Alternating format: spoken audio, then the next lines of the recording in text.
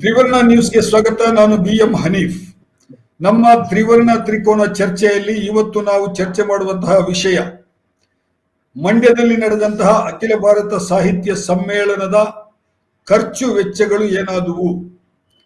ಇತ್ತೀಚೆಗೆ ತಾನೇ ಜಿಲ್ಲಾ ಉಸ್ತುವಾರಿ ಸಚಿವರಾದಂತಹ ಚೆಲುವರಾಯಸ್ವಾಮಿ ಅವರು ಪತ್ರಿಕಾಗೋಷ್ಠಿ ಕರೆದು ಮಂಡ್ಯ ಸಾಹಿತ್ಯ ಸಮ್ಮೇಳನಕ್ಕೆ ಎಷ್ಟು ವೆಚ್ಚ ಯಾವ ಯಾವ ಬಾಬತ್ತಿಗೆ ಆಗಿದೆ ಎನ್ನುವಂತಹ ಒಂದು ಬಜೆಟ್ ಮಂಡನೆಯನ್ನು ಮಾಡಿದರೆ ಬಹಳ ಒಳ್ಳೆಯ ಕ್ರಮ ಅದು.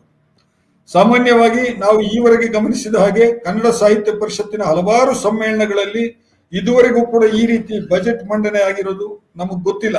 ಬಹಳಷ್ಟು ಸಮ್ಮೇಳನಗಳಲ್ಲಿ ಹಂಗಾಗಿದೆ. ವಿಜಯಪುರ ಸಾಹಿತ್ಯ ಸಮ್ಮೇಳನದ ಲೆಕ್ಕ ಇನ್ನೂ ಸಿಕ್ಕಿಲ್ಲ ಅಂತ ಹೇಳ್ಬಿಟ್ಟು ನಾನು ನಿನ್ನೆ ಮಾತಾಡಿದಾಗ ಕನ್ನಡ ಸಾಹಿತ್ಯ ಪರಿಷತ್ತಿನ ಹಿರಿಯ ಅಧಿಕಾರಿಯೊಬ್ರು ಹೇಳಿದ್ರು. ಆತರ ಬೇರೆ ಬೇರೆ ಸಾಹಿತ್ಯ ಸಮ್ಮೇಳನಗಳಲ್ಲಿ ಆತರ ಆಗಿದೆ. ಲೆಕ್ಕ ಕೊಡುವ ಅಭ್ಯಾಸ ಇಲ್ಲ, ಸರ್ಕಾರ ದುಡ್ಡು ಕೊಡುತ್ತೆ, ಅದನ್ನ ಲೆಕ್ಕ ಕೊಡೋದಿಲ್ಲ ಅನ್ನುವಂಥದ್ದು. ಆದ್ರೆ ಮಂಡ್ಯದವರು ಬಹಳ ಈ ವಿಷಯದಲ್ಲಿ ಬಹಳ ಒಳ್ಳೆಯ ಒಂದು ನಡೆಯನ್ನು ತೋರಿಸಿದ್ದಾರೆ. ಸಚಿವರೇ ಖುದ್ದಾಗಿ ಕನ್ನಡ ಸಾಹಿತ್ಯ ಪರಿಷತ್ನವರ ಜೊತೆಗೂಡಿ ಅದನ್ನ ಪತ್ರಕರ್ತರ ಮುಂದೆ ಮಂಡಿಸಿದ್ದಾರೆ. ಬಹಳ ಒಳ್ಳೆಯ ಇದದು ಒಂದು ಸತ್ಸಂಪ್ರದಾಯ ಅದು. ಯಾಕಂತ ಹೇಳಿದ್ರೆ ಸರ್ಕಾರದ ಹಣ ಅಂದ್ರೆ ಟ್ಯಾಕ್ಸ್ ಪೇಯರ್ಸ್ ಹಣ, ತೆರಿಗೆದಾರರ ಹಣ. ಸರ್ಕಾರ ಒಂದು ಕನ್ನಡ ಭಾಷೆಯ ಮೇಲೆ, ಕನ್ನಡ ಸಾಹಿತ್ಯದ ಮೇಲೆ, ಕನ್ನಡ ಸಂಸ್ಕೃತಿಯ ಮೇಲೆ ಒಂದು ಪ್ರೀತಿ ಇಟ್ಕೊಂಡು, ಅಭಿಮಾನ ಇಟ್ಕೊಂಡ್ಬಿಟ್ಟು ಬೇಕಾದಷ್ಟು ಮೊತ್ತವನ್ನು ಈ ಸಲ ಕೊಟ್ಟಿದೆ. ಬಹುಶಃ ನನಗೆ ಗೊತ್ತಿದ್ದ ಹಾಗೆ ಕಳೆದ ಸಲಕ್ಕಿಂತ 2 ಪಟ್ಟು ಹೆಚ್ಚು ದುಡ್ಡನ್ನ ಈ ಸಲ ಕರ್ನಾಟಕ ಸರ್ಕಾರ ಕೊಟ್ಟಿದೆ. ಅದು ಕೇಳೋದಕ್ಕಿಂತ ಮುಂಚೆನೆ ಕೊಟ್ಬಿಟ್ಟಿದೆ. ಇವತ್ತು ನಮ್ಮ ಜೊತೆಗೆ ಈ ವಿಷಯಕ್ಕೆ ಚರ್ಚೆ ಮಾಡೋದಕ್ಕೆ ಮಂಡ್ಯದ ಜಿಲ್ಲಾ ಕನ್ನಡ ಸಾಹಿತ್ಯ ಪರಿಷತ್ತಿನ ಮಾಜಿ ಅಧ್ಯಕ್ಷರು ಮತ್ತು ಭಾವಿ ಅಧ್ಯಕ್ಷರು ಅಂತ ಕೂಡ ಹೇಳ್ಬೋದು ಅಂತ ಅನ್ಸುತ್ತೆ ನನಗೆ. ಅವ್ರು ಈಗಾಗಲೇ ಆ ಪ್ರೊಸೆಸ್ ನಲ್ಲಿ ಇದ್ದಾರೆ. ಭಾವಿ ಅಧ್ಯಕ್ಷರು, ಮುಂದಿನ ಅಧ್ಯಕ್ಷರು ಕೂಡ ಅವರೇ ಅಂತ. ಸೊ ಮುದ್ದೇಗೌಡರು ಇದ್ದಾರೆ. ಅದೇ ರೀತಿ ಹಿರಿಯ ಪ್ರಕಾಶಕ ಸಾಹಿತಿ ರಾಜೇಂದ್ರ ಪ್ರಸಾದ್ ಅವರಿದ್ದಾರೆ ನಮ್ಮ ಜೊತೆಗೆ. ಇಬ್ರು ಮಂಡ್ಯದವರನ್ನೇ ನಾನು ಈ ಚರ್ಚೆಗೆ ಕರೆದಿದ್ದೀನಿ. ಯಾಕಂತ ಹೇಳಿದ್ರೆ ಸ್ಥಳೀಯ ವಿಷಯಗಳು ಸ್ಥಳೀಯರಿಗೆ ಹೆಚ್ಚು ಗೊತ್ತಿರ್ತದೆ ಅನ್ನುವಂಥದ್ದು. ಇಬ್ಬರನ್ನು ಕೂಡ ನಾನು ತ್ರಿವರ್ಣ ನ್ಯೂಸ್ ನ ಈ ಚರ್ಚೆಗೆ ಸ್ವಾಗತ ಮಾಡ್ತಾ ಇದ್ದೀನಿ. ನಮಸ್ಕಾರ. ನಮಸ್ತೆ ಗೌಡ್ರೆ. ಸರ್, ನಾನು ಪತ್ರಿಕೆಯಲ್ಲಿ ನೋಡಿದೆ, ನಾನು ಆ ವಿವರಗಳನ್ನೆಲ್ಲ ನೋಡಿದೆ. ನಾನು ಏನು ಎಷ್ಟೆಲ್ಲ ಖರ್ಚಾಗಿದೆ, ಯಾವ್ಯಾವ್ದಕ್ಕೆ ಖರ್ಚಾಗಿದೆ ಅಂತ ಬಹಳ ವಿವರವಾದಂತಹ ಒಂದು ನೋಟ್ ಅನ್ನು ಕೊಟ್ಟಿದ್ದಾರೆ. ಖುಷಿ ಆಯ್ತು ನನಗೆ. ಯಾಕಂತ ಹೇಳಿದ್ರೆ ನಾನು ಬಹಳ ಹಿಂದಿನಿಂದಲೂ ಕೂಡ ಕನ್ನಡ ಸಾಹಿತ್ಯ ಪರಿಷತ್ನ ಪ್ರತಿ ಸಮ್ಮೇಳನ ಆದಾಗ್ಲೂ ಕೂಡ, ಈಗ ನೀವು ಹಾವೇರಿ ಸಮ್ಮೇಳನ ನಡೀತು, ನನಗೆ ಬಹಳಷ್ಟು ಗೊತ್ತಿರೋ ಸಾಹಿತಿಗಳು ಅದರಲ್ಲಿ ಭಾಗವಹಿಸಿದವರು, ಅವರಿಗೆ ಇದುವರೆಗೆ ದುಡ್ಡು ಹೋಗಿಲ್ಲ. ಹಾವೇರಿ ಸಮ್ಮೇಳನದ DA ಏನು ಕೊಡ್ತೀವಿ ಅಂತ ಹೇಳಿದ್ದಾರೆ, ಇದುವರೆಗೆ ಹೋಗಿಲ್ಲ. ಆ ತರದ್ದೆಲ್ಲ ಪ್ರಕರಣಗಳು ಹಿಂದೆ ಕನ್ನಡ ಸಾಹಿತ್ಯ ಪರಿಷತ್ನಲ್ಲಿ ನಡೀತಾ ಇದ್ದಿದ್ದು ನಮ್ಮ ಗಮನಕ್ಕೆ ಬಂದಿದೆ. ಹಾಗಾಗಿ ನಾನು ಇದನ್ನ ಹೆಚ್ಚು ಫಾಲೋ ಮಾಡ್ತಾ ಇದ್ದೆ. ಹಾಗಾಗಿ ಇದನ್ನು ಕೂಡ ಸುದ್ದಿಯನ್ನು ಕೂಡ ಓಡಿದೆ. ಸಮಿತಿಗಳ ಹೆಸರು, ಒಟ್ಟು ಅಂತಿಮ ಬಿಲ್ನ ಮೊತ್ತ, ಆಮೇಲೆ service charges 5%, MCA service charges, ಆಮೇಲೆ GST ಎಷ್ಟಾಗುತ್ತೆ, ಎಲ್ಲ ವಿವರವನ್ನು ಕೂಡ ಸಚಿವರು ಕೊಟ್ಟಿದ್ದಾರೆ. ಸಂತೋಷ. ಆದ್ರೆ ಇದರಲ್ಲಿ ಕೆಲವು ಖರ್ಚು ಬಹಳ ವಿಪರೀತ ಆಗಿದೆ ಅನ್ನುವಂತಹ ಮಾತುಗಳು ಕನ್ನಡ ಸಾಹಿತ್ಯ ವಲಯದಲ್ಲಿ ಕೇಳಿಸ್ಲಿಕ್ಕೆ ಶುರುವಾಗಿದೆ. ಸಾಮಾಜಿಕ ಜಾಲತಾಣಗಳಲ್ಲಿ ಈಗಾಗಲೇ ಪ್ರತಿಕ್ರಿಯೆಗಳು ಬರಲಿಕ್ಕೆ ಶುರುವಾಗಿದೆ. ಇದಕ್ಕೆ ಸಂಬಂಧಿಸಿ ಕೂಡ ನಾವು ಇವತ್ತು ಮಾತಾಡಬಹುದು ಅಂತ ಹೇಳಿ ಅನಿಸ್ತದೆ. ಎನಿಹೋ, ಮೊದಲನೇದಾಗಿ ಮುದ್ದೇಗೌಡರು, ನೀವು ಕೂಡ ಸಕ್ರಿಯ ಪಾತ್ರವನ್ನು ವಹಿಸಿದವರು ಮಂಡ್ಯದ ಕನ್ನಡ ಸಾಹಿತ್ಯ ಸಮ್ಮೇಳನದಲ್ಲಿ. ನೀವು ಸ್ಮರಣ ಸಂಚಿಕೆ ಮತ್ತು ಮುದ್ರಣ ವಿಭಾಗಕ್ಕೆ ಸಂಬಂಧಿಸಿ ನೀವು ಅಲ್ವಾ, ಅದರಲ್ಲಿ ನೀವು ಅಧ್ಯಕ್ಷರಾಗಿ ಕೂಡ ಕೆಲಸ ಮಾಡಿದ್ದೀರಿ. ನೀವು ತುಂಬಾ ಚೆನ್ನಾಗಿ ಸಮ್ಮೇಳನ ಮಾಡಿದ್ದೀರಾ. ಬಹಳ ದೊಡ್ಡ ಮಟ್ಟದಲ್ಲಿ ಜನ ಕೂಡ ಭಾಗವಹಿಸಿದ್ರು. ಅದಕ್ಕಾಗಿ ನಿಮಗೆ ಅಭಿನಂದನೆಗಳನ್ನ ಸಲ್ಲಿಸ್ತಾ, ಈ ಖರ್ಚು 30 ಕೋಟಿ ಬಂದಿರೋದು, 30 ಕೋಟಿ ಮತ್ತು ಸರ್ಕಾರಿ ನೌಕರರ ಸಂಬಳದ್ದು 1 ಕೋಟಿ ಚಿಲ್ಲರೆ ಏನೋ ಬಂದಿರಬೇಕು. ಹತ್ರ 33 ಕೋಟಿ ರೂಪಾಯಿ ಏನೋ ಬಂದಿದೆ. ಇಷ್ಟು ದೊಡ್ಡ ಖರ್ಚು ಬೇಕಾ ಸರ್ ಒಂದು ಸಮ್ಮೇಳನಕ್ಕೆ, ಮುದ್ದೇಗೌಡ್ರೆ? ಇಷ್ಟು ದೊಡ್ಡ ಮೊತ್ತದಲ್ಲಿ ಸಮ್ಮೇಳನ ಮಾಡಬೇಕಾದಂತಹ ಅಗತ್ಯ ಇದೆಯಾ ಅಂತ ನಾನು ಒಂದು ಪ್ರಶ್ನೆ, ಬೇಸಿಕ್. ಅಲ್ಲ, ಅದಕ್ಕೆ ಮೊದಲು ನನ್ನ ಪ್ರಶ್ನೆ ಏನು ಅಂದ್ರೆ, ಎಷ್ಟು ಮೊತ್ತದಲ್ಲಿ ಮಾಡಬಹುದಾಗಿತ್ತು ಅಂತ ನಿಮ್ಮ ಅಭಿಪ್ರಾಯ? ಗೊತ್ತಿಲ್ಲ ನನಗೆ ಇದೇನು 33 ಈಗ ಪ್ರಶ್ನೆ ನಂದು ಅದಲ್ಲ ಸರ್. ಈಗ 30 ಕೋಟಿ ಅಂತ ಹೇಳಿದ್ರಿ, ಇಷ್ಟು ಬೇಕಾಗಿತ್ತು ಅಂತ ನಿಮ್ದು ಅಥವಾ ಬೇರೆಯವರ ಅಭಿಪ್ರಾಯ ಇರಬಹುದು. ಆದ್ರೆ ಎಷ್ಟರಲ್ಲಿ ಮಾಡಬೇಕಾಗಿತ್ತು ಅಂತ ಅಂದಾಜು ಮಾಡ್ತೀರಿ? ಹಿಂದಿನ ಸಲ ಎಷ್ಟು ಕೋಟಿಂಗ್ ಮಾಡಿದ್ರು ಸರ್? ಹಿಂದೆ ಇದ್ದದಕ್ಕೂ ಇವತ್ತಿಗೂ ಬಹಳ ವ್ಯತ್ಯಾಸ ಇದೆ ಸರ್. ಹಿಂದೆ ಈ ಸಾಹಿತ್ಯ ಸಂಸ್ಕೃತಿಯ ಬಗ್ಗೆ ಅಷ್ಟೊಂದು ಜಾಗೃತಿ ಜನಗಳಲ್ಲಿ ಇರಲಿಲ್ಲ. ಅವರು ಸಕ್ರಿಯವಾಗಿ ಪಾಲ್ಗೊಳ್ತಾ ಇರಲಿಲ್ಲ. ಆದ್ರೆ ಇತ್ತೀಚಿನ ದಿನಗಳಲ್ಲಿ ದೊಡ್ಡ ಪ್ರಮಾಣದಲ್ಲಿ ಜನ ಬರ್ತಾ ಇದ್ದಾರೆ. ಮಂಡ್ಯ ಸಮ್ಮೇಳನಕ್ಕೆ 1,00,000 ಜನ ಬರುವುದು ಕೂಡ ಬಹಳ ಕಷ್ಟ ಅಂತ ಹೇಳಿ ತುಂಬಾ ದೊಡ್ಡ ದೊಡ್ಡವರೆಲ್ಲ ಪತ್ರಿಕೆಗಳಲ್ಲಿ ಹೇಳಿಕೆಗಳನ್ನ ಕೊಟ್ರು. ಆದ್ರೆ ನೀವೇ ನೋಡಿದ್ರೆ ಏನಾಯ್ತು ಮಂಡ್ಯ ಸಮ್ಮೇಳನದಲ್ಲಿ ಜನ ಹೇಗೆ ಬಂದ್ರು ಅಂತ ಹೇಳಿ. ಹಾಗಾಗಿ ಅಷ್ಟು ಜನಗಳೆಲ್ಲಾನು ಎಲ್ಲಾ ರೀತಿಯಿಂದನೂ ಮೇಂಟೈನ್ ಮಾಡೋದು, ಮತ್ತೆ ಏನೆಲ್ಲ ಗೋಷ್ಠಿಗಳನ್ನ 3 ದಿನಗಳ ಕಾಲ ಹಾಕೊಂಡಿದ್ರು ಅವೆಲ್ಲವನ್ನು ಕೂಡ ವ್ಯವಸ್ಥಿತವಾಗಿ ನಡೆಸ್ಕೊಂಡು ಹೋಗೋದು ತುಂಬಾ ಕಷ್ಟ ಆಗತ್ತಲ್ವಾ ಅನಿಲ್ ಸರ್? ಅದಕ್ಕೆ ಈ ಹಣ ಎಲ್ಲ ಬೇಕಾಗತ್ತಲ್ವಾ? ಎಷ್ಟು ಜನ ಭಾಗವಹಿಸಿದ್ರು ಮುದ್ದೇಗೌಡ್ರೆ? ಸರ್ ನಾವು ಅಂದಾಜು ಮಾಡಿದ್ವಿ, ನಾವು 7 ಲಕ್ಷ ಜನ ಭಾಗವಹಿಸಿದ್ದಾರೆ ಸರ್. 3 ದಿನಗಳಲ್ಲಿ 7 ಲಕ್ಷ ಜನ 3 ಭಾಗವಹಿಸಿದ್ದಾರೆ. ದಿನಗಳಲ್ಲಿ 7 ಲಕ್ಷ ಜನ ಭಾಗವಹಿಸಿದ್ದಾರೆ. ರಾಜೇಂದ್ರ ಪ್ರಸಾದ್, ಈಗ ಇಷ್ಟು ದೊಡ್ಡ ಮೊತ್ತದಲ್ಲಿ ಒಂದು ಸಾಹಿತ್ಯ ಸಮ್ಮೇಳನವನ್ನ ನಾವು ಮಾಡ್ತೀವಲ್ಲ, ಸರ್ಕಾರದ ದುಡ್ಡು ಅಂದ್ರೆ ನಮ್ಮ ಟ್ಯಾಕ್ಸ್ ಪೇಯರ್ಸ್ ದುಡ್ಡು. ಅಗತ್ಯ ಇದೆಯಾ ಅನ್ನೋದು, ನೀವು ಪಬ್ಲಿಷರ್ ಆಗಿದ್ದೀರಿ ಮತ್ತು ಸಾಹಿತಿ, ಲೇಖಕರು, ಕಥೆಗಾರರು, ಕವಿಗಳು ಕೂಡ ಹೌದು, ಆಮೇಲೆ ಪುಸ್ತಕೋದ್ಯಮದಲ್ಲಿ ಕೂಡ ಬಹಳಷ್ಟು ಕೆಲಸವನ್ನ ಮಾಡಿರೋರು ಮತ್ತು ಮಾಡ್ತಾ ಇರೋರು. ಸಾಹಿತ್ಯ ಸಮ್ಮೇಳನಕ್ಕೆ ಇಷ್ಟೊಂದು ದೊಡ್ಡ ಖರ್ಚು ಬೇಕಾ ಸರ್? ಖರ್ಚು 30 ಕೋಟಿ ಅಥವಾ 40 ಕೋಟಿ 50 ಕೋಟಿ ಬೇಕಾ ಅನ್ನೋದಕ್ಕಿಂತ ಹೆಚ್ಚಾಗಿ ನಾವು ಅದನ್ನು ಎಷ್ಟು ವೆಲ್ ಸ್ಪೆಂಡ್, ಯಾವುದನ್ನ ಸರಿಯಾಗಿ ಅದಕ್ಕೆ ನಾವು ಖರ್ಚು ಮಾಡಿದೀವ ಅನ್ನೋದ್ರ ಮೇಲೆ ನಾವು ನೋಡ್ಬೇಕಾಗತ್ತೆ. ಈ ಕನ್ನಡಿಗರ ಜನಸಂಖ್ಯೆ 7 ಕೋಟಿ ಅಂತ ನಾವು ಪ್ರತಿ ಸಲ ನಮ್ಮ ಮಾತುಗಳಲ್ಲಿ, ಭಾಷಣಗಳಲ್ಲಿ ನಾವು ಹೇಳ್ತಾ ಇರ್ತೀವಿ.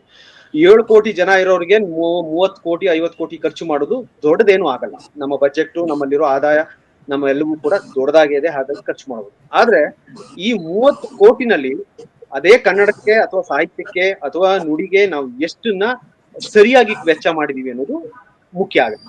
ಇಲ್ಲಿ 30 ಕೋಟಿ ಕೊಟ್ಟಿರ್ಬೋದು, 30 ಕೋಟಿನ ನಾವು ಅದನ್ನು ಸರಿಯಾಗಿ ವೆಚ್ಚ ಮಾಡಿದ್ರೆ ಮಾತ್ರ ಆ 30 ಕೋಟಿಗೆ ಒಳ್ಳೇದಾದ ಬೆಲೆ ಬರುತ್ತೆ. ಆದ್ರೆ ಆ 30 ಕೋಟಿ ಬೇರೆ ಬೇರೆ ಕಾರಣಗಳಿಂದ ಹರಿದು ಹೋಗಿದ್ರೆ ಆ 30 ಕೋಟಿಗೆ ಬೆಲೆ ಇರಲ್ಲ. ಹಾಗಾಗಿ ನಾವು ಆ ತರದ ಅನುಮಾನಗಳು ಪತ್ರಕರ್ತರಾದ ನಿಮಗೆ ಬಂದಿದೆಯಾ, ಬೇರೆ ಬೇರೆ ಖರ್ಚಾಗಿ ಹೋಗಿದೆ ಅಂತ? ಅಲ್ಲ, ಆಗಿರ್ಬೋದು. ಈಗ ಏನಾಗಿದೆ, ನಮ್ಗೀಗ ಈಗ ನಾವು ಸಾಹಿತ್ಯ ಸಮ್ಮೇಳನ ಆಗೋಕ್ಕೂ ಮೊದಲೇ ಹನೀಫ್ ಅವ್ರು ಆಗ್ಲೇ ಹೇಳಿದ್ರು, ಇದೇ ಮೊದಲ ಬಾರಿಗೆ ಈ ರೀತಿ ಒಂದು ಲೆಕ್ಕಪತ್ರವನ್ನ, ಬಜೆಟ್ ಅಲ್ಲ ಲೆಕ್ಕಪತ್ರವನ್ನ ಮಂಡಿಸಿರು ಮೊದಲು ಅಂತ. ಆದ್ರೆ ಸಾಹಿತ್ಯ ಸಮ್ಮೇಳನ ಆಗೋ ಮೊದಲ ಬಾರಿ ಅಲ್ಲ, 93ರಲ್ಲಿ ಒಂದೇ ತಿಂಗಳ ಲೆಕ್ಕಪತ್ರ ಮಂಡಿಸಿದ್ವಿ ಮಂಡ್ಯ ಜಿಲ್ಲೆಯಲ್ಲಿ. 93ರ ಸಮ್ಮೇಳನದಲ್ಲೂ ಮಾಡಿದ್ದೇವೆ. ನೀವು ಮಾಡಿದ್ರಿ ಒಂದೇ ತಿಂಗಳು ಸರ್. ಅಲ್ಲಲ್ಲ, ನಾನು ಬೇರೆ ಜಿಲ್ಲೆಗಳಿಗೆ, ಬೇರೆ ಸಾಹಿತ್ಯ ಸಮ್ಮೇಳನಗಳಿಗೆ ಹೋಲಿಸಿ ಹೇಳಿದ್ದು ನಾನು. ಯಾಕೆಂತ ಹೇಳಿದ್ರೆ ತುಂಬಾ ಸಾಹಿತ್ಯ ಸಮ್ಮೇಳನಗಳಲ್ಲಿ ನಾವು ಇದೆಲ್ಲ ಸಮ್ಮೇಳನದ ಲೆಕ್ಕಪತ್ರ ಈಗಲೂ ಸಿಕ್ಕಿಲ್ಲ. ಜಿಲ್ಲಾ ಸಮ್ಮೇಳನಗಳಂತ ಸಣ್ಣ ಕಾರ್ಯಕ್ರಮಗಳಲ್ಲೂ ಕೂಡ ಇವತ್ತಿನವರೆಗೂ ಲೆಕ್ಕಪತ್ರ ಕೊಡದೇ ಇರುವಂತ ಜಿಲ್ಲಾಧ್ಯಕ್ಷರು ನಮ್ಮಲ್ಲಿದ್ದಾರೆ ರಾಜ್ಯದಲ್ಲಿ. ಅವ್ರು ಲೆಕ್ಕಪತ್ರ ಕೊಟ್ಟಿಲ್ಲ ಅನ್ನೋ ಕಾರಣಕ್ಕೆ ಮುಂದಿನ ಅನುದಾನವನ್ನ ರಾಜ್ಯಾಧ್ಯಕ್ಷರು ತಡೆ ಹಿಡಿದಿರುವಂತ ಉದಾಹರಣೆಗಳು ಬೇಕಾದಷ್ಟಿದೆ ನಮ್ಮಲ್ಲಿ. ಹಾಗಾಗಿ ಮಂಡ್ಯದವರು ಇದು ಸ್ವಲ್ಪ ತಡ ಆಯ್ತೇನೋ ಅನ್ಕೋತೀನಿ ನಾನು. ಜನವರಿ, ಫೆಬ್ರವರಿ, ಮಾರ್ಚ್ ತನಕ ಬಂದಿದೆ ಅಂದ್ರೆ ದೊಡ್ಡ ಮೊತ್ತ ವಿಪರೀತ ಕಾರ್ಯಕ್ರಮಗಳನ್ನು ಹಾಕೊಂಡಿದ್ದಂಥದ್ದು ಲೆಕ್ಕ ಕೊಡೋ ಸ್ವಲ್ಪ ತಡವಾಗಿದೆ. ಆದ್ರೆ ಬಹಳ ಅದ್ಭುತವಾದಂತ ಲೆಕ್ಕವನ್ನ ಜಿಲ್ಲಾ ಮಂತ್ರಿಗಳು ಕೊಟ್ಟಿದ್ದಾರೆ ಅಂತ ನಾನು ಅನ್ಕೋತೀನಿ ಸರ್. ಮತ್ತೆ ಅದೆಲ್ಲಕ್ಕಿಂತ ಹೆಚ್ಚಾಗಿ ಈ ಬಾರಿ ಮಂಡ್ಯ ಜಿಲ್ಲಾಧಿಕಾರಿಗಳು ಬಹಳ ಅಪರೂಪದ ವ್ಯಕ್ತಿತ್ವವನ್ನ ಉಳ್ಳಂತ ವ್ಯಕ್ತಿ. ಅವರನ್ನ ನಾನು ಸುಮ್ಮನೆ ಹೊಗಳ್ತಾ ಇಲ್ಲ. ಕಣ್ಣಲ್ಲಿ ಕಣ್ಣಿಟ್ಟು ಒಂದು ಸಣ್ಣ ಕಾಸು ಕೂಡ ವ್ಯರ್ಥವಾಗಿ ಖರ್ಚುಬಾರಬಾರದು ಆ ಮಟ್ಟದಲ್ಲಿ ಅವರು ಕೆಲಸ ಮಾಡ್ಕೊಂಡು ಬಂದಿದ್ದಾರೆ ಸರ್. ಆದ್ರೂ ದುಡ್ಡು ಉಳಿದಿದೆ, ಎಲ್ಲ ನೀವು ಪತ್ರಿಕೆಯಲ್ಲಿ ಓದಿದ್ದೀವಿ. ಸರಿಸುಮಾರು 3 ಕೋಟಿ ದುಡ್ಡು ಉಳಿದಿದೆ. ಅದನ್ನ ಕನ್ನಡ ಭವನ ಕಟ್ಟುವುದಕ್ಕೆ ನಾವು ಇದನ್ನ ಬಳಕೆ ಮಾಡ್ತೀವಿ ಅಂತ ಹೇಳಿ ಆಗ್ಲೇ ಸ್ಥಳ ಪರಿಶೀಲನೆಲ್ಲ ಆಗಿದೆ. ಹಾಗಾಗಿ ಈಗ ಒಂದು ಎಲ್ಲಾ ಜಗತ್ತಿಗೆ ಗೊತ್ತಿರುವಂತದ್ದು, ಒಂದ್ ಕಡೆ ಈಗ ನಮ್ಮ ಪುಸ್ತಕ ಆಯ್ಕೆ ಸಮಿತಿಗೆನೆ ಏನೋ ಒಂದಷ್ಟು ಅಮೌಂಟ್ ಅನ್ನ ಬಿಡುಗಡೆ ಮಾಡಿದ್ರು. ಆ ಅಮೌಂಟ್ ಇನ್ನೂ ಕೂಡ ಯಾರಿಗೂ ಸರಿಯಾಗಿ ತಲುಪಿಲ್ಲ. ಅದಾಗ್ತದೆ. ಆ ತಲುಪುವಂತ ಸಂದರ್ಭದಲ್ಲಿ ಮಧ್ಯವರ್ತಿಗಳ ಕಾರಣಕ್ಕೆ ಈಗ GST ಅನ್ನುವಂಥದ್ದು, ಕಮಿಷನ್ ಅನ್ನುವಂಥದ್ದು ಎಲ್ಲವನ್ನ ಹಿಡಿತಾ ಇದ್ದಾರೆ. ಹಿಡಿದ ಸರ್ಕಾರಕ್ಕೆ ಹೋಗುತ್ತೆ, ಅದೇ ನಮ್ಗೇನು ತಂದು ವಾಪಸ್ ಕೊಡೋದಿಲ್ಲ. ನಮ್ಗೆ ಅದನ್ನ ಪಾರದರ್ಶಕವಾಗಿ ಮಾಡೋರು ಎನ್ನುವಂತ ಒಂದು ನಂಬಿಕೆ ಇದೆ ಸರ್ ನನಗೆ. ಎಸ್ ರಾಜೇಂದ್ರ, ಏನೋ ಹೇಳ್ತಾ ಇದ್ರಿ. ಈಗ ಕೋಶಾಧ್ಯಕ್ಷರು ಜಿಲ್ಲಾಧಿಕಾರಿಗಳೇ ಆಗಿದ್ದಾರೆ ಸಾಹಿತ್ಯ ಸಮ್ಮೇಳನಕ್ಕೆ. ಹಾಗಾಗಿ ಯಾವುದೇ ಪಾವತಿ ಆಗ್ಬೇಕಾದ್ರೂ ಅದು ಥ್ರೂ ಜಿಲ್ಲಾಧಿಕಾರಿಗಳ ಮುಖಾಂತರನೇ ಆಗ್ಬೇಕು. ನಾವು ಸಾಹಿತ್ಯ ಸಮ್ಮೇಳನ ಆಗುವ 3 ತಿಂಗಳು ಮೊದಲೇ ನಾವು ಮಂಡ್ಯದಲ್ಲಿದ್ದಂತ ನಾವು ಒಂದಷ್ಟು ಪ್ರಗತಿಪರ ಲೇಖಕರು ಮತ್ತೆ ಆಕ್ಟಿವಿಸ್ಟ್ ಗಳೆಲ್ಲರೂ ಸೇರಿ ಜಿಲ್ಲಾಧಿಕಾರಿಗಳಿಗೆ ಮತ್ತೆ ಸಚಿವರು ಕೊಟ್ಟು ಮನವಿ ಏನಂದ್ರೆ, ಈ ಸಲ ನೀವು ಮಾಡುವ ಸಾಹಿತ್ಯ ಸಮ್ಮೇಳನದ ಸಂಪೂರ್ಣ ಲೆಕ್ಕಪತ್ರವನ್ನ ಸೋಷಿಯಲ್ ಆಡಿಟ್ಗೆ ಒಳಪಡಿಸಬೇಕು ಮತ್ತೆ ಸಾರ್ವಜನಿಕಗೊಳಿಸಲೇಬೇಕು ಅಂತ ನಾವು 2 ರಿಂದ 3 ಬಾರಿ ನಾವು ಪತ್ರಿಕಾಗೋಷ್ಠಿ ನಡೆಸಿ ಅವ್ರಿಗೆ ಮನವಿ ಕೂಡ ನೇರವಾಗಿ ಸಲ್ಲಿಸಿದ್ವಿ. ಅದಾದ್ಮೇಲೂ ಸಾಹಿತ್ಯ ಸಮ್ಮೇಳನ 2 ತಿಂಗಳಾದ್ರೂ ಇವ್ರು ಮಾಡ್ಲಿಲ್ಲ ಅಂತ ಮತ್ತೆ ನಮ್ಮ ಬಳಗದಿಂದ ಜಿಲ್ಲಾಧಿಕಾರಿಗಳನ್ನ 2 ರಿಂದ 3 ಬಾರಿ ಭೇಟಿ ಮಾಡಿ ನೀವು ಈ ಲೆಕ್ಕಪತ್ರವನ್ನ ಒದಗಿಸಬೇಕು ಆದಷ್ಟು ಬೇಗ ಅಂತ ಮತ್ತೆ ಒತ್ತಡ ತಂದಿದ್ದೀವಿ. ಅದೆಲ್ಲ ಪತ್ರಿಕೆಗಳಲ್ಲೆಲ್ಲ ಅದು ಪ್ರಕಟ ಆಗಿದೆ. ಈ ಮಧ್ಯೆ ನಾವು ಜಿಲ್ಲಾಧಿಕಾರಿಗಳನ್ನ ನಾವು ಭೇಟಿ ಮಾಡಿದಾಗ ಜಿಲ್ಲಾಧಿಕಾರಿಗಳು ಹೇಳಿದ್ದೇನು ಅಂದ್ರೆ, ಕೋಶಾಧ್ಯಕ್ಷರಾಗಿದ್ರು ಕೂಡ ಎಲ್ಲವನ್ನೂ ಕೂಡ ಜಿಲ್ಲಾಧಿಕಾರಿಗಳು ಇದನ್ನ ನೆರವೇರಿಸಿಲ್ಲ. ಅದನ್ನ ಅವರು ಒಂದಷ್ಟು ಕಲಾವಿದರು ಮತ್ತೆ ಒಂದೆರಡು ಈವೆಂಟ್ಗಳನ್ನ ಬಿಟ್ರೆ ಉಳಿದಿದ್ದೆಲ್ಲವೂ ಕೂಡ ಸರ್ಕಾರದ ಅಧೀನದಲ್ಲಿರುವ ಯಾವ್ದೋ MCA ಅಥವಾ ಇನ್ನೊಂದು ಯಾವ್ದೋ ಒಂದು ಇದೇ ಹೇಳಿದ್ರು, ಕರ್ನಾಟಕ KMCA ಯಾವ್ದೋ ಒಂದು ಹೇಳಿದ್ರು, ಅವರ ಅಂಡರ್ ನಲ್ಲಿ ಬರುತ್ತೆ. ಅವರು ಎಲ್ಲವನ್ನೂ ಕೂಡ ಟೆಂಡರ್ ಕರೆಯೋದು ಮತ್ತೆ ಬೇರೆ ಬೇರೆ ಕೆಲಸಗಳನ್ನ ವಿಂಗಡಿಸಿ ಅದನ್ನ ನೆರವೇರಿಸೋದು ಮತ್ತೆ ಅದಕ್ಕೆ ಪಾವತಿ ಮಾಡೋದೆಲ್ಲೂ ಕೂಡ ಅವ್ರು ನೋಡ್ಕೊಳ್ತಾರೆ. ನಮ್ಮ ಕೈನಲ್ಲಿ ಇದ್ದದ್ದು ಒಂದೇ, ಕಲಾವಿದರಿಗೆ ಯಾರು ಮೆರವಣಿಗೆ ಬಂದಂತ ಕಲಾವಿದರಿಗೆ ಪಾವತಿ ಮಾಡೋದು, ಆ ಪಾವತಿಗಳನ್ನ ನಾವು ನೇರವಾಗಿ ಮಾಡಿದ್ವಿ. ಉಳಿದಿದ್ದೆಲ್ಲ ಲೆಕ್ಕಗಳನ್ನ ಅವ್ರು ಕೊಡಬೇಕು ಅಂತ. ಸರಿ, ಅದಾದ್ಮೇಲೆ ಇಲ್ಲ ನೀವು ಒಟ್ಟು ಲೆಕ್ಕಪತ್ರ ಬೇಕು ಅಂತ ನಾವು ಪಟ್ಟಿ ಹಿಡಿದಾಗ ಅದು ಈಗ ಮೊನ್ನೆ ಜಿಲ್ಲಾಧಿಕಾರಿಗಳು ಮತ್ತೆ ಜಿಲ್ಲಾ ಉಸ್ತುವಾರಿ ಸಚಿವರು ಉಳಿದವರೆಲ್ಲರೂ ಸೇರಿ ಲೆಕ್ಕಪತ್ರನ ಕೊಟ್ಟಿದ್ದಾರೆ. ಈ ಲೆಕ್ಕಪತ್ರ ಮೇಲ್ಮೈ ಇದು. ಈ ಲೆಕ್ಕಪತ್ರ ಸ್ಪ್ಲಿಟ್ ಡೇಟಾ ಶೀಟ್ ಅಲ್ಲ. ಯಾವ್ಯಾವುದಕ್ಕೆ ಎಷ್ಟನ್ನ ಹೇಗೆ ವೆಚ್ಚ ಮಾಡಲಾಗಿದೆ ಎನ್ನುವ ಇದಿಲ್ಲ. ನೀವು ಒಂದು ಒಟ್ಟಾರೆಯಾದ ಬಿಲ್ ಪಾವತಿ ಎಷ್ಟಾಗಿದೆ, ಅದರಲ್ಲಿ MCA ಕೊಡ್ಬೇಕಾದಂತ ಕಮಿಷನ್ ಏನು, ಆಕ್ಚುಲ್ ಆಗಿ ಎಷ್ಟು ಅಮೌಂಟ್ ಕೊಟ್ಟಿದೀವಿ ಅನ್ನೋದು ಒಂದು ಮೇಲ್ಮಟ್ಟದ ಒಂದು ನೋಟವನ್ನು ಮಾತ್ರ ಅದು ಕೊಡುತ್ತೆ. ಸೊ ಸ್ಪ್ಲಿಟೆಡ್ ಡೇಟಾ ಮಾತ್ರ ಅದ್ರ ಬಗ್ಗೆ ನಾವು ತನಿಖೆ ಮಾಡಕ್ ಸಾಧ್ಯ ಆಗುತ್ತೆ. ಆಮೇಲೆ 30 ಕೋಟಿ ವೆಲ್ ಸ್ಪೆಂಟ್ ಆಗಿದ್ರೆ ದಟ್ಸ್ ಓಕೆ, ಅದು ಬೇಕಾಗಿರೋದು. 30 ಕೋಟಿ ಕನ್ನಡಕ್ಕಿಂತ ದೊಡ್ಡದಲ್ಲ ನಮ್ಗೆ. ಆ 30 ಕೋಟಿಯನ್ನು ಹೇಳಿದ್ದಾರೆ, ಆ 30 ಕೋಟಿ ವೆಲ್ ಸ್ಪೆಂಟ್ ಆಗಿದ್ರೆ ನಮ್ಗೆ ಸಮಸ್ಯೆ ಆಗುತ್ತೆ. ಅಲ್ಲಲ್ಲ, ನೀವು ಕೇಳ್ತಾ ಇರೋ ಪ್ರಶ್ನೆ ಏನು ಅಂದ್ರೆ ಯಾವ್ಯಾವ ಬಾಬತಿಗೆ ಎಷ್ಟೆಷ್ಟು ಖರ್ಚು ಮಾಡಿದ್ದಾರೆ ಅನ್ನುವಂತ ಅಂಕಿಅಂಶಗಳು ಸಮೇತ ಬೇಕು ಅಂತ ಹೇಳಿದಾರಲ್ಲ. 1 ತಿಂಗಳು ಸಮಯ ಕೊಡಿ ಅಂತ ಈಗ ರಫ್ ಆಗಿ ಕೊಟ್ಟಿದ್ದಾರೆ. ಒಂದೊಂದು ಕಮಿಟಿಗೆ ಏನೇನು ಕೊಟ್ಟಿದ್ದು, ಎಷ್ಟೆಷ್ಟು ಖರ್ಚಾಗಿದೆ, 25 ಕೋಟಿ ಖರ್ಚಾಗಿದೆ ಅಂತ ರಫ್ ಆಗಿ ಕೊಟ್ಟಿದ್ದಾರೆ. 1 ತಿಂಗಳು ಸಮಯ ಕೇಳಿದ್ದಾರೆ. ಲಾಟ್ಗೆ ಅದನ್ನ ನೀವು ಕೇಳಿದ್ರೆ ಕೊಟ್ಟೆ ಕೊಡ್ತಾರಲ್ಲ. ಇಲ್ಲ, ನಾವು ಅದು ನಿರಾಕರಿಸ್ತಾ ಇಲ್ಲ. ನಾವ್ ಇದನ್ನ ಜನವರಿನಲ್ಲಿ ಈ ಹಿಂದೆ ಡಿಮ್ಯಾಂಡ್ ಇಟ್ಟಿದ್ದು ಮತ್ತೆ ಈಗ 15 ದಿವಸದಿಂದ ಡಿಮ್ಯಾಂಡ್ ಇಟ್ಟಿದ್ದು ಕೂಡ ಅದೇ. ಅವ್ರ ಅದಕ್ಕೆ ಸಮಯ ಕೇಳಿದ್ರು, ಸಮಯ ಮುಂದೆ ಹೋಯ್ತು. ಈಗ ಅವರು ಹೇಳ್ದಂಗೆ ಮೇಲ್ಮಟ್ಟದ ಒಂದು ರಿಪೋರ್ಟ್ ಅನ್ನ ಕೊಟ್ಟಿದ್ದಾರೆ. ಈಗ ಮತ್ತೆ ನಾವು ಏನು ಸ್ಪ್ಲಿಟ್ ಡೇಟಾ ಶೀಟ್ ಸಂಪೂರ್ಣವಾಗಿ ಮಾಹಿತಿ ಏನ್ ಬೇಕು ಅಂಕಿಅಂಶ ಅನ್ನೋದನ್ನ ಅದು ತಗೊಳಕ್ ನಾವು ಕೂಡ ಕಾಯ್ತಾ ಇದೀವಿ. ಅಲ್ಲ, ಜೊತೆಗೆ ಏನಾಗಿದೆ ಗೊತ್ತಾ ರಾಜೇಂದ್ರ ಅವರೇ, ಏನಾಗಿದೆ ಅಂದ್ರೆ ಜಿಲ್ಲಾಧಿಕಾರಿಗಳು ಇತಿಮಿತಿಯನ್ನು ನಾವು ಅರ್ಥ ಮಾಡ್ಕೋಬೇಕು. ಕಮಿಟಿಗಳಿಗೆ ಏನೆಲ್ಲ ಮಾಡಿದ್ರು ಆ ಕಮಿಟಿಗಳು ಬೇಗ ಲೆಕ್ಕಪತ್ರಗಳನ್ನ ಕೊಡಬೇಕು. ಮೇಲಿಂದ ಮೇಲೆ ಕೇಳಿದ್ದಾರೆ. ಅದು ಅನೇಕ ಬಾರಿ ನಾನು ಕೂಡ ಪ್ರತ್ಯಕ್ಷ ಸಾಕ್ಷಿ ಇದ್ದೀನಿ. ಕೊಡೋದನ್ನ ತಡ ಮಾಡ್ಲಾಗಿ 2 ತಿಂಗಳು 3 ತಿಂಗಳು ತಡ ಆಗಿದೆ ಹೊರತು ಇದರಲ್ಲಿ ಜಿಲ್ಲಾಧಿಕಾರಿಗಳ ತಪ್ಪು ಏನೇನೂ ಇಲ್ಲ. ನಾನು ಮೊದಲು ಹೇಳಿದ್ದೀನಿ, ಅವ್ರನ್ನ ವಹಿಸ್ಕೊಂಡು ಮಾತಾಡ್ತಿಲ್ಲ ನಾನು.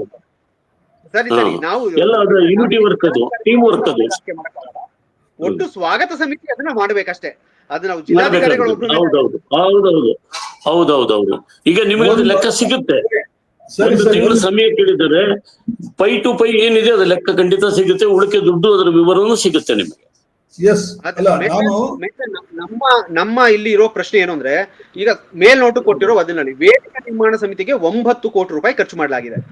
ವೇದಿಕೆ ಮುಂಭಾಗದ ಒಂದು ಪ್ರವೇಶ ದ್ವಾರ ಏನಿತ್ತು ಅದು ನೀವು ನೋಡಿದಿರಿ. 9 ಕೋಟಿ ರೂಪಾಯಿನ ಖರ್ಚು ಮಾಡಿ ವೇದಿಕೆ ಮುಂಬಾರ ನಿರ್ಮಾಣ ಮಾಡಿದಾರಲ್ಲ, ಮರದ ಗಳ ಸ್ಕೆಲಿಟನ್ ಟೈಪ್ ಅಲ್ಲಿ ಕಾಣಿಸ್ತಾ ಇತ್ತು. 9 ಕೋಟಿ ರೂಪಾಯಿ ವೆಚ್ಚದಲ್ಲಿ ಮಾಡಿರುವಂತ ವೇದಿಕೆ ನಿರ್ಮಾಣ ಸಮಿತಿಯವರಿಗೆ ಕನಿಷ್ಠ ಒಂದು ಪ್ರವೇಶ ದ್ವಾರವನ್ನ ಅದ್ಯಾವುದು ಕಾಣದೇ ಇರೋ ರೀತಿಯಲ್ಲಿ ಇವತ್ತು ತುಂಬಾ ಆಧುನಿಕವಾದಂತ ಸಲಕರಣೆಗಳು ಸಿಗ್ತವೆ. ನಾವು ಮಾಡೋ ಸಣ್ಣ ಕಾರ್ಯಕ್ರಮಗಳಿಗೆ ನಾವು ಸ್ಟೀಲ್ ಮತ್ತೆ ಐರನ್ ಪೈಪ್ ಗಳನ್ನ ಯೂಸ್ ಮಾಡಿ ಸಂಪೂರ್ಣವಾಗಿ ಆ ಸ್ಕೆಲಿಟನ್ ಗಳೇನು ಕಾಣಿಸ್ದಾಗೆ ಮುಚ್ಚಿ ಪ್ರವೇಶ ದ್ವಾರಗಳನ್ನ ಮತ್ತೆ ಬ್ಯಾಕ್ ಗ್ರೌಂಡ್ ಡಿಸೈನ್ ಗಳನ್ನ ಮಾಡಿಸ್ತೀವಿ ಸಣ್ಣ ಕಾರ್ಯಕ್ರಮಗಳಿಗೆ. ಕನ್ನಡ ಸಾಹಿತ್ಯ ಸಮ್ಮೇಳನದಂತ ದೊಡ್ಡ ಕಾರ್ಯಕ್ರಮ 9 ಕೋಟಿ ರೂಪಾಯಿ ಬಜೆಟ್ ಅನ್ನ ಇಟ್ಕೊಂಡು ಗಳ ಕಾಣಿಸೋ ತರದಲ್ಲಿ ಮಾಡುವಂತ ಅವಶ್ಯಕತೆ ಏನಿತ್ತು?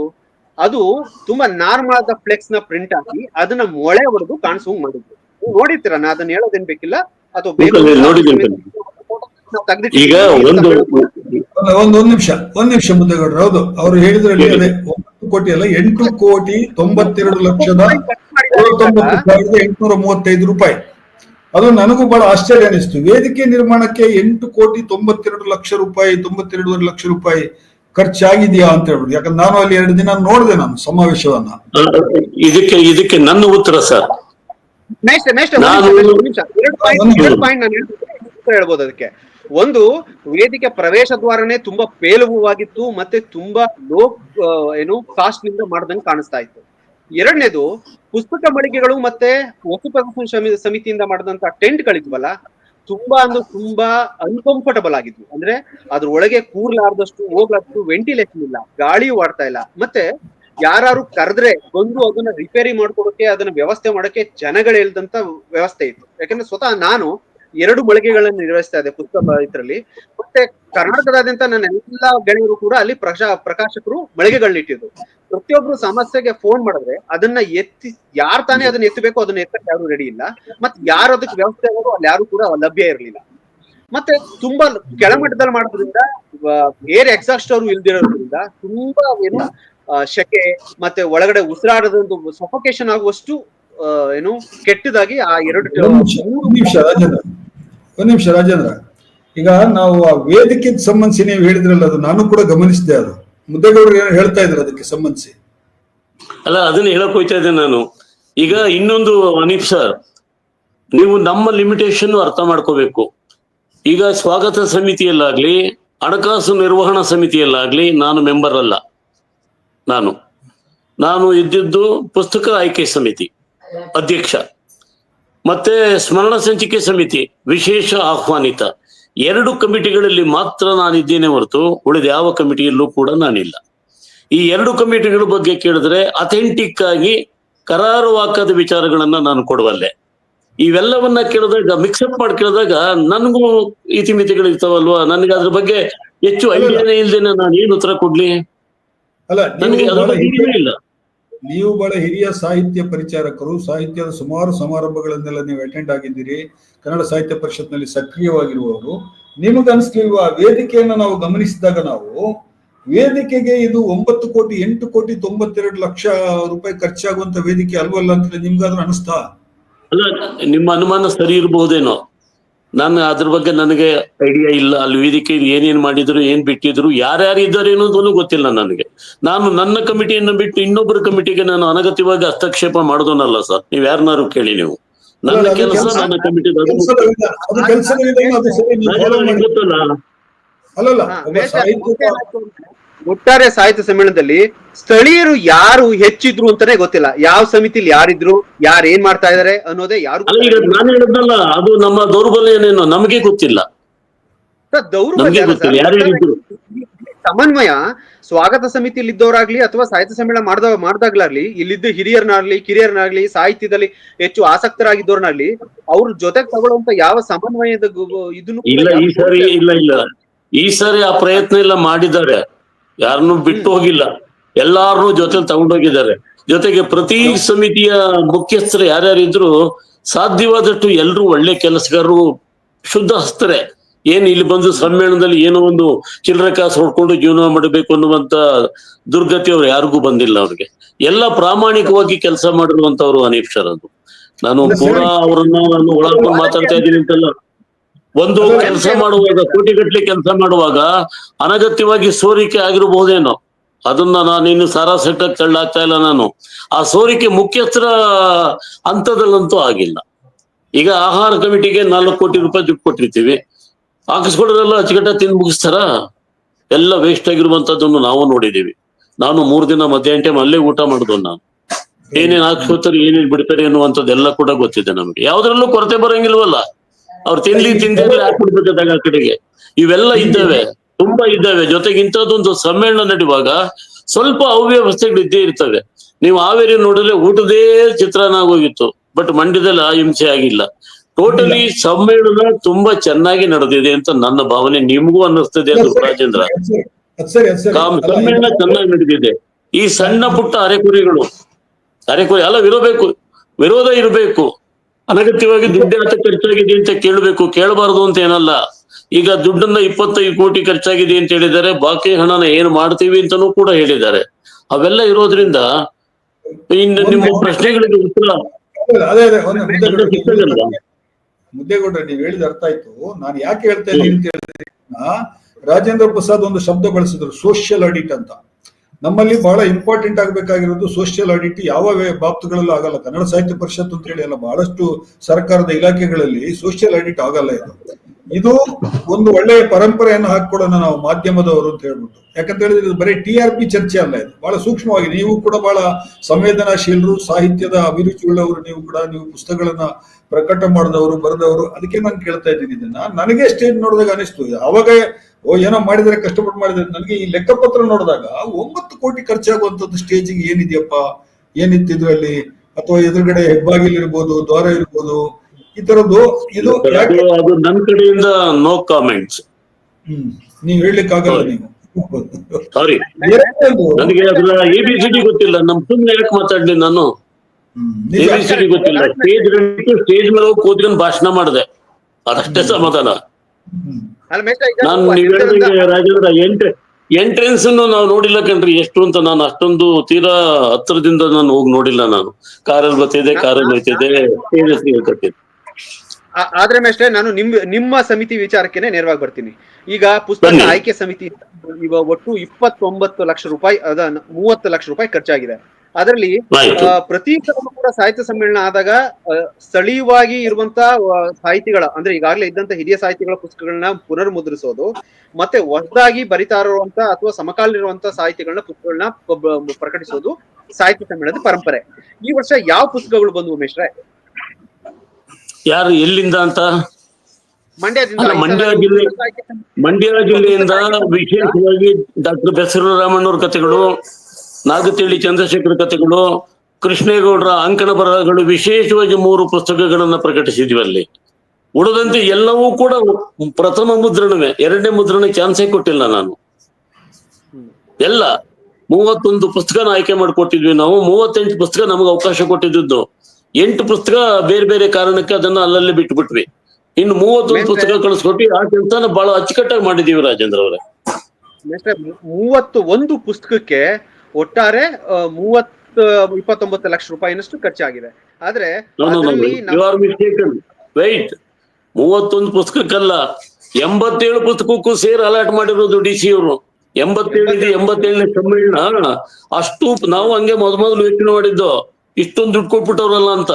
ಅದು 87 ಪುಸ್ತಕಕ್ಕೂ ಸೇರಿಸ್ಕೊಟ್ರು ಅಮೌಂಟ್. ಅದು ನೀವು ಕನ್ಫರ್ಮ್ ಮಾಡ್ಕೊಳ್ಳಿ.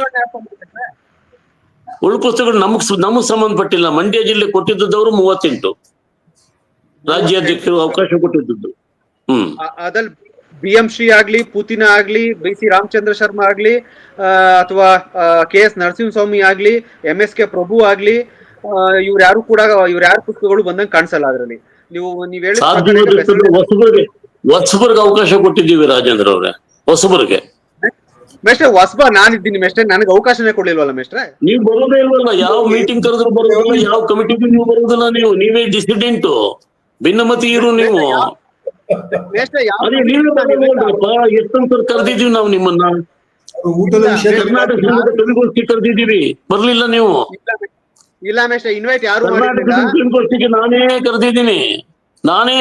ಸಾಹಿತ್ಯ ಸಮ್ಮೇಳನ ಇನ್ನೊಂದು ತಿಂಗಳಿದೆ ಅನ್ಬೇಕಾದ್ರೆ ನನ್ನ ನೈರ್ಮಲ್ಯ ಸಮಿತಿಗೆ ಗ್ರೂಪ್ ಆಡ್ ಮಾಡಿದ್ರು. ಸ್ವಚ್ಛತೆ ಮತ್ತು ನೈರ್ಮಲ್ಯ ಸಮಿತಿಗೆ ನನ್ನ ಹೆಸರನ್ನ ಆಡ್ ಮಾಡಿದ್ರು. ಯಾರು ರಾಜೇಂದ್ರ ಅತ್ಯಂತ ಸೂಕ್ಷ್ಮ ಸಂವೇದಿಯ ಯುವಕ. ಅವರು ನನ್ನ ವಿದ್ಯಾರ್ಥಿ ಮಿತ್ರ ಆತ. ಅವ್ರು ನಮ್ ಜೊತೆ ಇರ್ಬೇಕು ಅಂತ ಬಹಳ ಆಸೆ ಪಟ್ಟು ನಾನು. ಅವ್ರು ದೂರನೇ ಉಳಿದ್ರು. ಈಗ ಕೇಳ್ತಾವ್ರ ನಮ್ನ ಇಲ್ಲಿ. ಏನ್ ಮಾಡೋಣ ನಾನು? ನೀವು BC ರಾಮಚಂದ್ರ ಶರ್ಮನ, ಪೂತಿನಾನ, KS ನಾನೇ ಮಾಡ್ಕೋಯ್ತಾ ಇದ್ರೆ ನಿಮ್ಮಂತ ಹೊಸಬ್ರನ್ನ ಯಾರು ಮಾಡ್ತಾರೆ ಸ್ವಾಮಿ? ಏನಿಲ್ಲ, ಅವ್ರಿಗೆ 45 ವರ್ಷ ದಾಟಕ ಬಂದಿರೋರು.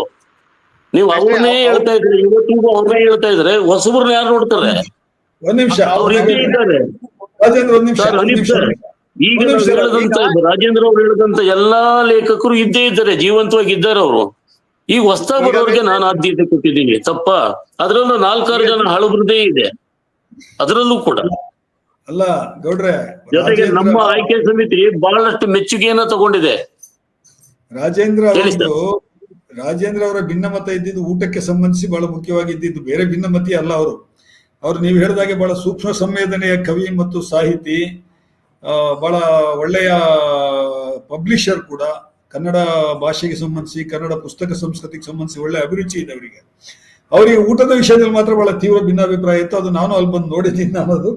ಇದೊಂದು ಎರಡನೇದು, ಅದು ಒಂದೇ ಅಲ್ಲ ಗೌಡ್ರೆ, ಅದು ನಾವು ಅಲ್ಲ ನೋಡಿ ನಿಮ್ಗೆ ಪುಸ್ತಕ ಸಮಿತಿ ಏನಾರು ಇದ್ರೆ ಕೇಳಿ ಬೇರೆ. ಮತ್ತೆ ಬೇರೆ ಮೇಷ್ಟ್ರೆ, ಕೇಳಿ. ಈಗ ಸ್ಮರಣ ಸಂಚಿಕೆ ಸಮಿತಿಯಲ್ಲೂ ಕೂಡ ನೀವಿದ್ರಿ. ಸ್ಮರಣ ಸಂಚಿಕೆ ಅದು ಸಮಿತಿನಲ್ಲಿ ಜಾಸ್ತಿ ಇಲ್ಲ, ವಿಶೇಷ ಆಹ್ವಾನಿತ. ಸ್ಮರಣ ಸಂಚಿಕೆ ಹೇಗ್ ಬಂತು ಅಂತ ಇದುವರೆಗೂ ಗೊತ್ತಾಗಿಲ್ಲ. ಸ್ಮರಣ ಸಂಚಿಕೆ ಕೈಗೆ ಬರ್ತಾ ಇದೆ ಸಿಕ್ಕಿದೆ ಸರ್, ಯಾರಿಗೂ ಸರಿ. ತುಂಬಾ ಚೆನ್ನಾಗಿ ಬರ್ತಾ ಇದೆ, ಅನುಮಾನ ಬೇಡ, ತುಂಬಾ ಚೆನ್ನಾಗಿ ಬರ್ತಾ ಇದೆ. ಆದ್ರೆ ಸಿರಿ ಓಡಲು ಟೈಪ್ ಅಲ್ಲಿ 94 ತಂದು ಸಿರಿ ಓಡಲು ಲೆವೆಲ್ ಅಲ್ಲಿ ನಾವು ಈ ಸಲ ಬರ್ತಾರ ಸ್ಮರಣ ಸಂಚಿಕೆನ ಇಟ್ಕೋಬಹುದಾ ಮೇಷ್ಟ್ರೆ? ಅದಕ್ಕಿಂತ ಚೆನ್ನಾಗಿ ಇಟ್ಕೋಬಹುದು, ಸಿರಿ ಅನುಮಾನವೇ ಬೇಡ. ಅದಕ್ಕಿಂತ ಚೆನ್ನಾಗಿ ನೀವು ಕೂಡ ಸಂಪಾದಕ ಮಂಡಳಿ ಒಬ್ಬ ಮೆಂಬರ್ ಆಗಿದ್ರಿ. ಹೌದು ಹೌದು ಹೌದು ಹೌದು ಹೌದು ಹೌದು ಅದರಲ್ಲಿ ಇದೆ, ಕನ್ನಂಬಾಡಿಯಲ್ಲಿ ನಮ್ ಲೇಖನ ಇದೆ. ಚೆನ್ನಾಗಿ, ಅದಕ್ಕಿಂತ ಚೆನ್ನಾಗಿ ಪುಸ್ತಕ ಬಂದ್ಮೇಲೆ ನೀವು ನೋಡಿ ಮಾತಾಡಿ, ಬೇಕಾದ್ರೆ ಇನ್ನೊಂದು ಸೀಟಿಂಗ್ ಕೂತ್ಕೊಳ್ಳೋಣ. ನೀವು ಹಂಗಂದಿದ್ರೆ ಹಿಂಗಿದೆಯಲ್ಲ ಅಂತ ಕೇಳಿ. ಆಗ ಎಸ್ ನಾವು ಎಷ್ಟು ಜನಕ್ಕೆ ಪತ್ರ ಬರೆದು ಸರ್, ಲೇಖನ ಬರ್ಕೊಡೋದಕ್ಕೆ ಜಿಪುಣತನ ತೋರಿದ್ರೆ ಮಾಡೋದೇನಾ? ಎಷ್ಟು ಕಾಪೀಸ್ ಪ್ರಿಂಟ್ ಆಗಿರ್ಬೋದು ಮೇಷ್ಟ್ರೆ ಸ್ಮರಣ ಸಂಚಿಕೆ? ನಾವು 5,000 ಹಾಕಿ ಅಂತ ಕೇಳಿದ್ದು, ಅದು 8,000 ಹಾಕಿದ್ರೆ ಇನ್ನೂ ಗೊತ್ತಿಲ್ಲ ಸರ್ ನನ್ಗದು. ಈಗ 20 ಲಕ್ಷ 5,000 ಬೇಕು ಅಂತ ಕೇಳಿ, 5,000 ಬೇಕು ಅಂತ ಕೇಳಿದ್ವಿ, ADC ಅವ್ರ ಅಧ್ಯಕ್ಷತೆಯಲ್ಲೇ ಕೇಳಿದ್ವಿ ನಾನು. ಅವ್ರೀಗ ಸ್ಮರಣ ಸಂಚಿಕೆಗೆ 20 ಲಕ್ಷ ರೂಪಾಯಿ ಮೆನ್ಷನ್ ಮಾಡಿದ್ದಾರೆ. ಅದ್ ಎಷ್ಟು ಪುಟದ ಪುಸ್ತಕ, ಅದ್ ಹೇಗ್ ಬಂದಿದೆ, ಅದೇನು ಅಂತ ನಮ್ಗಿನ್ನೂ ಗೊತ್ತಿಲ್ಲ. ಹಾಗಾಗಿ ನಾನು ಅದ್ರ ಬಗ್ಗೆ ಇದನ್ನ ನಾನು ಬಹಳ ಖಚಿತವಾಗಿ ಹೇಳಬಲ್ಲೆ ರಾಜೇಂದ್ರ ಅವರೇ. ಸುಂದರವಾದ ಪುಸ್ತಕ ಬರ್ತಾ ಇದೆ, ಮೌಲಿಕವಾದಂತ ಲೇಖನಗಳನ್ನ ಒಳಗೊಂಡಂತ ಪುಸ್ತಕ ಬರ್ತಾ ಇದೆ. ಆ ಪುಸ್ತಕಕ್ಕೆ ಸಂಪಾದಕರಾಗಿದ್ದವರು ಇಬ್ಬರು ಕೂಡ ಇಂಥ ಪುಸ್ತಕಗಳನ್ನ ಮಾಡಿ ಬಹಳಷ್ಟು ಅನುಭವ ಇರುವಂತ ವಿದ್ವಾಂಸರು. ಡಾಕ್ಟರ್ ಚಿಕ್ಕಮರಳಿ ಬೋರೇಗೌಡರು, ಡಾಕ್ಟರ್ ಮಾ ರಾಮಕೃಷ್ಣ ಅವರು. ಅವ್ರ ಕೆಲಸವನ್ನ ಅನುಮಾನ ಮಾಡುವಂತ ಅವಕಾಶವೇ ಇಲ್ಲ. ಅವ್ರ ಮೇಲೆ ಯಾವ ಅನುಮಾನವೂ ಇಲ್ಲ ಮೇಷ್ಟ್ರೆ. ಒಟ್ಟಾರೆ ಸ್ಮರಣ ಸಂಚಿಕೆ ಹೇಗ್ ಬಂದಿರ್ಬೋದು ಅಂತ, ಯಾಕೆಂದ್ರೆ ಸಿರಿಯೋಡಲು ಈ ಕಳೆದ 3 ಸಾಹಿತ್ಯ ಸಮ್ಮೇಳನಗಳು ಮಂಡ್ಯದಲ್ಲಿ ನಡೆದಿದೆ. 74ರಲ್ಲಿ, 94ರಲ್ಲಿ, 2024ರಲ್ಲಿ 30 ವರ್ಷಕ್ಕೊಂದ್ಸಲ ಸರಿಯಾಗಿ 3 ಸಮ್ಮೇಳನ ಆಗಿವೆ. 3 ಸಮ್ಮೇಳನದಲ್ಲಿ ಮಂಡ್ಯವನ್ನ ಅತ್ಯಂತ ಉತ್ಕೃಷ್ಟವಾಗಿ ಪ್ರತಿನಿಧಿಸುವಂತ ಒಂದು ಸ್ಮರಣ ಸಂಚಿಕೆ ಸಿರಿಯೋಡಲು. ಸಿರಿಯೋಡಲಿನ ಒಂದು ಓದಿದ್ರೆ ಮಂಡ್ಯ ಬಗ್ಗೆ ಒಂದು ಎನ್ಸೈಕ್ಲೋಪೀಡಿಯಾ ಓದದಷ್ಟು ಸಂಪೂರ್ಣವಾದ ಮಾಹಿತಿ ಸಂಗ್ರಹ ಅಲ್ಲಿದೆ. ಮಂಡ್ಯ ಜಿಲ್ಲೆಯ ಜನಪದ, ಮಂಡ್ಯ ಜಿಲ್ಲೆಯ ಇತಿಹಾಸ, ಮಂಡ್ಯ ಜಿಲ್ಲೆಯ ಸಾಂಸ್ಕೃತಿಕ ಇತಿಹಾಸ, ಮಂಡ್ಯ ಜಿಲ್ಲೆಯ ರಾಜಕೀಯ, ಯಾವ ಕ್ಷೇತ್ರವನ್ನು ಬಿಡದೆ ಸಂಪೂರ್ಣವಾಗಿ ಅಂತದೊಂದು ಸಂಪುಟ ಮತ್ತೆ ತರಬಹುದಾ ಅನ್ನಷ್ಟು ಅನುಮಾನ ಹುಟ್ಟಿಸುವಷ್ಟು ಸಮೃದ್ಧವಾಗಿ ಆ ಸಂಚಿಕೆ ಬಂದಿದೆ. ಅದನ್ನ ನೀವು ಅದೇ ಸಂದರ್ಭದಲ್ಲಿ ಬಂದಂತ ಕನ್ನಂಬಾಡಿನೂ ಓದಿ. ಕನ್ನಂಬಾಡಿ ದೇಜಗು ಸಂಪಾದಕತ್ವದಲ್ಲಿ ಬಂದಿದೆ, ದಯಮಾಡಿ ಅದನ್ನು ಓದಿ. ಅದು ಇನ್ನೂ ಸ್ಟ್ಯಾಂಡರ್ಡ್ ಆಗಿದೆ. ನೋಡ್ರಿ, ಒಂದ್ ನಿಮಿಷ ಇರಿ, ಒಂದ್ ನಿಮಿಷ ಇರಿ. ನಾನು ಅದು ಮಾತ್ರ ಅಲ್ಲ, ಈ ಪ್ರಚಾರದ ಇದನ್ನ ನೋಡಿದಾಗ, ನಾನು ಖರ್ಚು ವೆಚ್ಚದ ಪಟ್ಟಿಯನ್ನು ನೋಡಿದಾಗ ನನಗೆ ಈ ಮೆರವಣಿಗೆಗೆ 74 ಲಕ್ಷ ರೂಪಾಯಿ ಖರ್ಚಾಗಿರೋದು ಕಾಣಿಸ್ತಾ ಇದೆ. 74,31,000 ಬರೀ ಮೆರವಣಿಗೆಗೆ. ಆಮೇಲೆ ಮಾಧ್ಯಮ ಸಮನ್ವಯ ಅಂತ 99,99,709 ರೂಪಾಯಿ, ಒಂದು 30 ರೂಪಾಯಿ, ಒಂದು ಇನ್ನೊಂದು ಟೀದ್ದು ರೇಟ್ ಸೇರಿಸ್ಬಿಟ್ಟಿದ್ರೆ 1 ಕೋಟಿ ಭರ್ತಿಯಾಗಿರೋದು. ಈ ಮಾಧ್ಯಮ ಸಮನ್ವಯ ಅನ್ನೋದು ಪ್ರಚಾರ ಸಮಿತಿದು ಬೇರೆ ಇದೆ, 1.29 ಕೋಟಿ ರೂಪಾಯಿ. ಆಮೇಲೆ ವೇದಿಕೆದು ನಾವು ಈಗಾಗಲೇ ಮಾತಾಡಿದ್ವಿ. ಸಾಂಸ್ಕೃತಿಕ ಕಾರ್ಯಕ್ರಮಗಳು 82.43 ಲಕ್ಷ ರೂಪಾಯಿ. ಇದಕ್ಕೆಲ್ಲ ಸ್ಪಾನ್ಸರ್ಶಿಪ್ ಎಲ್ಲ ಇತ್ತಲ್ಲ ರಾಜೇಂದ್ರ, ಈ ಸಾಂಸ್ಕೃತಿಕ ಕಾರ್ಯಕ್ರಮ? ಈಗ ಒಂದು ಮಾತು ಹೇಳ್ತೀನಿ ಸರ್, ನಾನು ಒಂದು ಮಾತು ಹೇಳ್ತೀನಿ. ಈ ಪೇಪರ್ನವರೆಲ್ಲ ನನ್ನ ಮಂಡ್ಯ ಜಿಲ್ಲೆಯಲ್ಲಿ ಫೈರ್ ಬ್ರ್ಯಾಂಡ್ ಅಂತ ನಾಮಕರಣ ಮಾಡಿಬಿಟ್ಟವ್ರು. ನನ್ನ ಫೈರ್ ಬ್ರ್ಯಾಂಡ್ ಯಾವಾಗ ಆಗ್ತೀವಿ ಅಂತಂದ್ರೆ, ಅದು ತುಂಬಾ ಸಂದರ್ಭದಲ್ಲಿ ರಾಜೇಂದ್ರ ಅವ್ರಿಗೂ ಗೊತ್ತಿದೆ ನನ್ನ ಮನೋಭಾವ ಹೇಗೆ ಅಂತ. ಆದ್ರೆ 87ನೇ ಸಾಹಿತ್ಯ ಸಮ್ಮೇಳನದ ಒಂದು ಭಾಗವಾಗಿ ಕೆಲಸ ಮಾಡಿರುವಂತ ನಾನು, ಒಂದು ಭಾಗವಾಗಿ ಬಹಳ ಪ್ರಮುಖವಾಗಿ ಕೆಲಸ ಮಾಡಿರುವಂತ ನಾನು, ಕೇಂದ್ರ ಕಾರ್ಯಕಾರಿ ಕಸಾಪ ಸಮಿತಿಯ ಸದಸ್ಯನೂ ಆಗಿರುವಂತ ನಾನು, ನಮ್ಮ ಮಂಡ್ಯ ಜಿಲ್ಲೆಯಲ್ಲಿ ನಡೆದಂತ ಸಮ್ಮೇಳನದ ಬಗ್ಗೆ ಅಪಸ್ವರವನ್ನ ಆಡ್ಲಿಕ್ಕೆ ನಾನು ತಯಾರಿಲ್ಲ, ಬಿಲ್ಕುಲ್ ತಯಾರಿಲ್ಲ. ನಾವ್ ಯಾರು ಬೇರೆ ಈಗ ಇಲ್ಲ, ನೀವು ಆತರ ನಾನು ಹೇಳ್ಬೇಕು ಅನ್ನೋ ನಿರೀಕ್ಷೆ ಮಾಡ್ತಾ ಇದ್ದೀರಿ ನೀವು. ಕೇಳಿ, ಅಪಸ್ವರ ಅಂದ್ರೆ ಕೇಳಿ, ಅಪಸ್ವರ ಇಲ್ಲದೆ ಇಲ್ಲ, ಇದ್ರು ನಮ್ಮಲ್ಲೇ. ಒಂದ್ ನಿಮಿಷ, ನಾನು ಸಮ್ಮೇಳನ ನಮ್ಮ ಹೆಮ್ಮೆ, ನಮ್ಮ ಊರಿನಲ್ಲಿ ಆಗುವಂತ ಸಮ್ಮೇಳನ ನಮ್ಮ ಪ್ರೀತಿ ಮತ್ತೆ ನಮ್ಮ ಗೌರವಗಳಿಂದನೇ ನಡಿಬೇಕು, ಅದು ನಡೆದಿದೆ.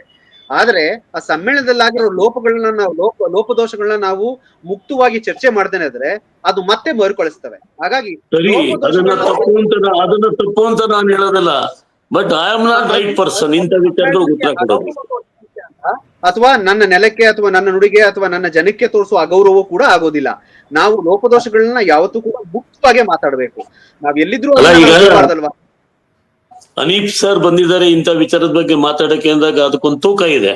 ನಾನು ಭಾವನೆ ಮಾಡ್ಕೊಂಡಿರುವಂತದ್ದು. ಆದ್ರೆ ಅದ ಯಾವ ವಿಚಾರದ ಬಗ್ಗೆ ನನಗೆ ಸ್ಪಷ್ಟವಾದ ಮಾಹಿತಿ ಇಲ್ವೋ ಅಂತದ್ದನ್ನ ಕುರಿತು ನಾನು ಹೆಂಗ್ ಮಾತಾಡೋದು ಸಾಧ್ಯ? ಹೇಳಬೇಕು ಅಂತ ನಿಮ್ಮ ಮೇಲೆ ಒತ್ತಡ ಇಲ್ಲ. ನಾವು ನಮಗೆ ಆದ್ರೆ ನಂದು 2 ಕಮಿಟಿ ಇದೆಯಲ್ಲ, ನಂದು ರಾಜೇಂದ್ರ 2 ಕಮಿಟಿ ನಾನು ಇದೀನಲ್ಲ, ಅದ್ರ ಬಗ್ಗೆ ನೀವು ಕೇಳಿದ್ರೆ A to Z ಮಾತಾಡ್ತೀನಿ ನಾನು. A to Z. ಇವತ್ತು ನಮ್ ಕಮಿಟಿದ್ದು ಪೇಮೆಂಟ್ ಆಗಿಲ್ಲ ಯಾರಿಗೂ. ಯಾರ್ದಾರು ಕೊಟ್ಟಿದ್ದು ದುಡ್ಡ, ಪುಸ್ತಕಗಳವರು ತಲುಪಿಲ್ಲ. ನನಗೆ ಅಂತ ಕಾಂಪ್ಲಿಮೆಂಟರಿ ಕೊಟ್ಟ ಪುಸ್ತಕಗಳನ್ನ ಎಲ್ಲಾ ಲೇಖಕರನ್ನ ಕರೆದು ಅವ್ರಿಗೆ ಚೆಕ್ ಮತ್ತು ನನ್ನ ಪುಸ್ತಕ ನನ್ನ ಹತ್ರ ಇದ್ದದ್ದು ಕೊಟ್ಟು ಮರ್ಯಾದೆ ಉಳಿಸ್ಕೊಂಡಿದ್ದೀನಿ ನಾನು. ಮರ್ಯಾದೆ ಉಳಿಸ್ಕೊಂಡಿದ್ದೀನಿ ನಾನು. ಇನ್ನೂ ಕರೆಕ್ಷನ್ ಮಾಡಿರುವಂತ ವಿದ್ವಾಂಸರಿಗೆ ದುಡ್ಡು ಕೊಟ್ಟಿಲ್ಲ. ದುಡ್ಡಿದೆ, ಇನ್ನೂ ದುಡ್ಡು ಕೊಟ್ಟಿಲ್ಲ. ನಾನೇ 4-6 ಸರಿ ಕೇಳಿದೀನಿ, ಇನ್ನೂ ಕೊಡಕ್ಕಾಗಿಲ್ಲ. ಲೈಬ್ರರಿ ಇನ್ನೂ ಸದಸ್ಯ ಕಾರ್ಯದರ್ಶಿ ಇನ್ನೂ ಕೊಡಕ್ಕಾಗಿಲ್ಲ ನಮ್ಗೆ.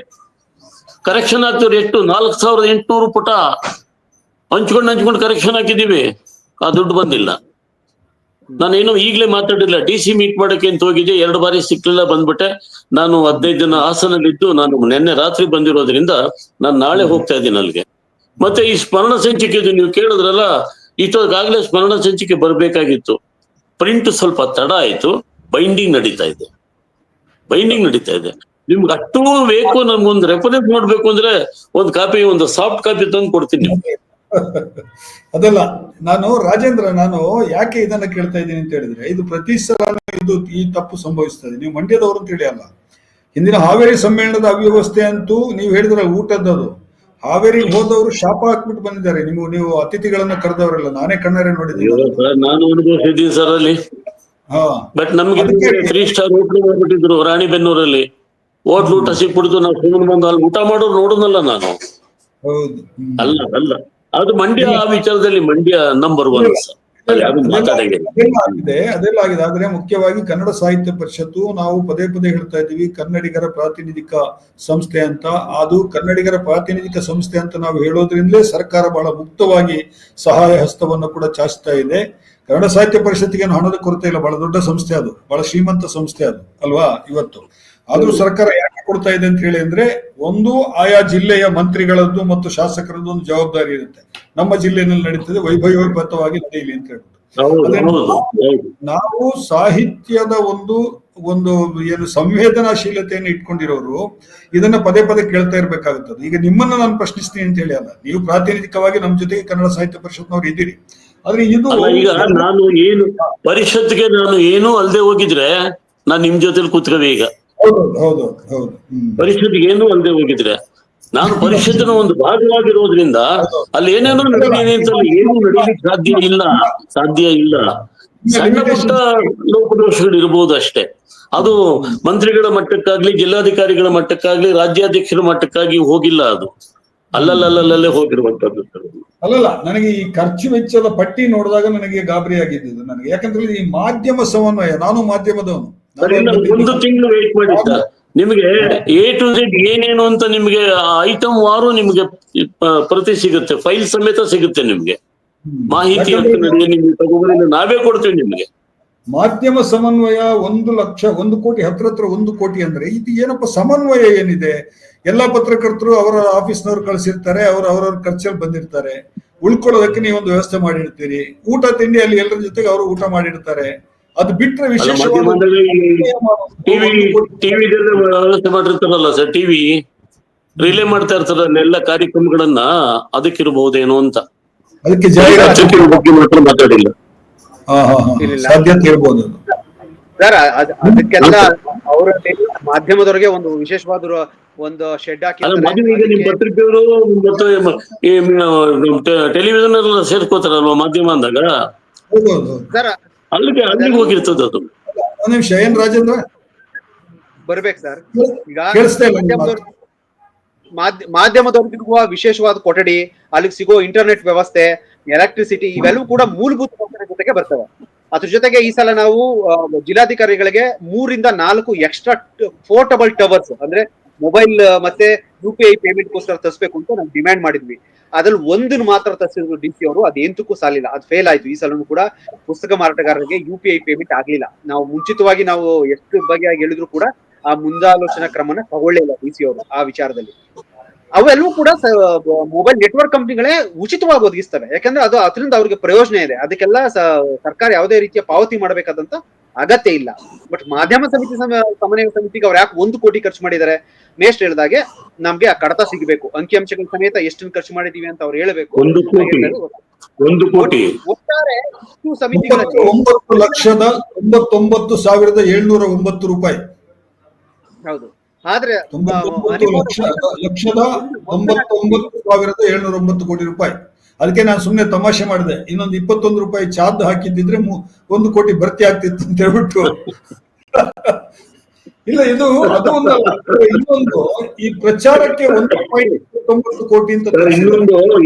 ಇನ್ನೊಂದು ಅನೀಪ್ ಸರ್, ನೀವ್ ಯಾವುದೇ ಸಮ್ಮೇಳನ ನೋಡಿ ಈ ತರದ ಎಲ್ಲಾ ವಿಚಾರಗಳು ಇರೋದೇ, ಇಲ್ಲದೆ ಇರುವಂತ ಯಾವ ಸಮ್ಮೇಳನವೂ ಇರೋದಿಲ್ಲ ಸರ್.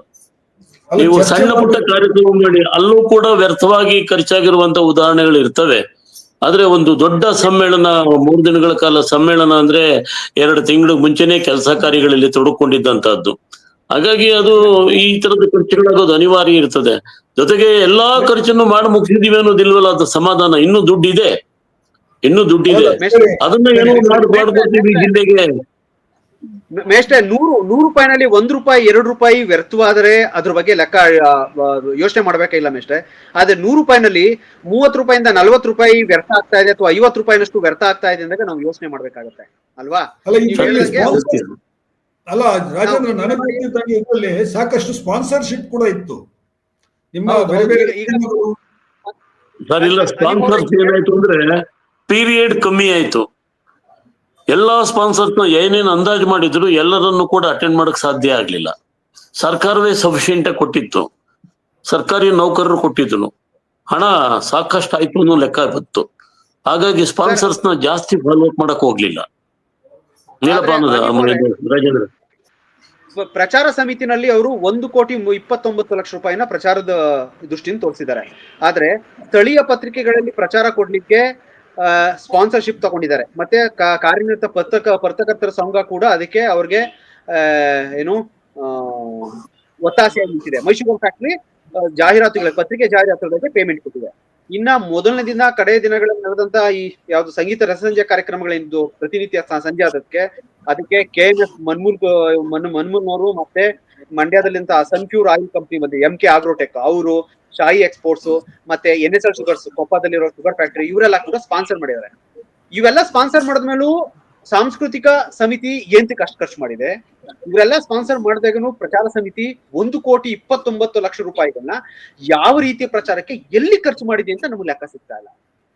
ಈಗ ಅದೆಲ್ಲ ಪತ್ರಿಕೆಯಲ್ಲಿ ಬಂದಿದೆಯಲ್ಲ ರಾಜೇಂದ್ರ, ಎಲ್ಲ ಎಲೆ ಕೊಟ್ಟಿದ್ದಾರೆ, MK ಆಗ್ರೋಟೆಕ್ ಎಲ್ಲ ಅದೆಲ್ಲ ಓದಿದಿರಲ್ವಾ? ಈಗ ಅವ್ರು ಕೊಡ್ತಾರೆ ಕಲ್ಚರಲ್ ಆಕ್ಟಿವಿಟೀಸ್ಗಿಂತ, ಅದೆಲ್ಲ ಪತ್ರಿಕೆಯಲ್ಲಿ ಬಂದಿದೆ. MK ಆಗ್ರೋಟೆಕ್ ಏನ್ ಕೊಟ್ರು, ಕೊಪ್ಪ ಶುಗರ್ ಫ್ಯಾಕ್ಟರಿ ಏನ್ ಕೊಟ್ರು, ಎಲ್ಲ ಅಂಕಿಅಂಶಗಳಿದೆಯಲ್ಲ ಪತ್ರಿಕೆಯಲ್ಲಿ, ಅದನ್ನ ನೋಡಿ. ಈಗ ಹಣ ಬರುತ್ತೆ, ವೈಟ್ ಕಲ್ಚರಲ್ ಆಕ್ಟಿವಿಟೀಸ್ಗಿಂತ ಕೊಟ್ಟಿರ್ತಾರ ಅವರು, ಅದನ್ನ ಅಕೌಂಟ್ಗೆ ಹಾಕ್ತಾರೆ, ಪರಿಷತ್ ಸಮ್ಮೇಳನದ ಅಕೌಂಟ್ಗೆ ಹಾಕ್ತಾರೆ. ಅವ್ರು ಕೊಟ್ಟಿದ್ದಾರೆ ಅಂತ ಅದನ್ನೇ ಅಲ್ಲಿ ಕೊಡೋಕ್ ಸಾಧ್ಯ ಆಗೋದಿಲ್ಲ. ಅದ್ರ ಸ್ವಲ್ಪ ಉಳ್ಕೋಬಹುದು ದುಡ್ಡು, ಅದು ಇನ್ ಸ್ವಲ್ಪ ಜಾಸ್ತಿನೇ ಕೊಡ್ಬೋದು, ಜೊತೆಲಿ ಸೇರ್ಸ್ಕೊಂಡು ಕೊಡ್ತಾರೆ ಅಷ್ಟೇ. ಮೇಷ್ಟ್ರೆ ಇಲ್ಲಿ ಅವರು ನೇರವಾದ ಪಾವತಿ ಮಾಡ್ಕೊಂಡಿದ್ದಾರೆ. ಇಲ್ಲಿಂದ ಅದು ಇಲ್ಲಿಗೆ ಬಂದು ಅಲ್ಲಿಗೆ ಹೋಗೋ ಟ್ರಯಾಂಗಲ್ ಪಾವತಿ ಆಗಿಲ್ಲ. ಅವ್ರದ್ದು ನೇರವಾಗಿ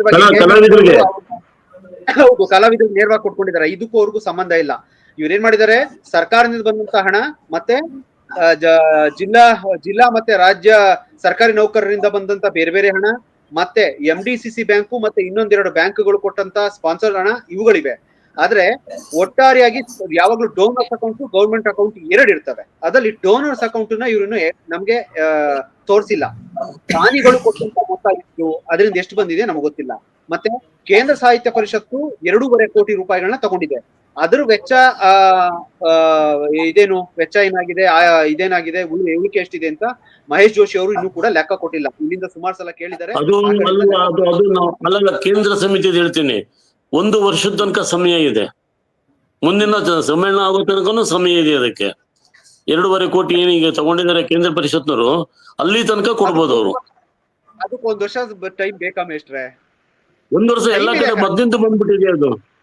ರಾಜೇಂದ್ರ, ಅದು ಅಲ್ಲಿ ಅದು ಗೊತ್ತಿಲ್ಲ ನಿಮ್ಗೆ? ಅದು ಬೈಲ ಆತರ ಮಾಡ್ಕೊಂಡಿದ್ದಾರೆ. 1 ವರ್ಷ ಅದು ಮಿನಿಮಮ್ ಟೈಮ್ ಅದು.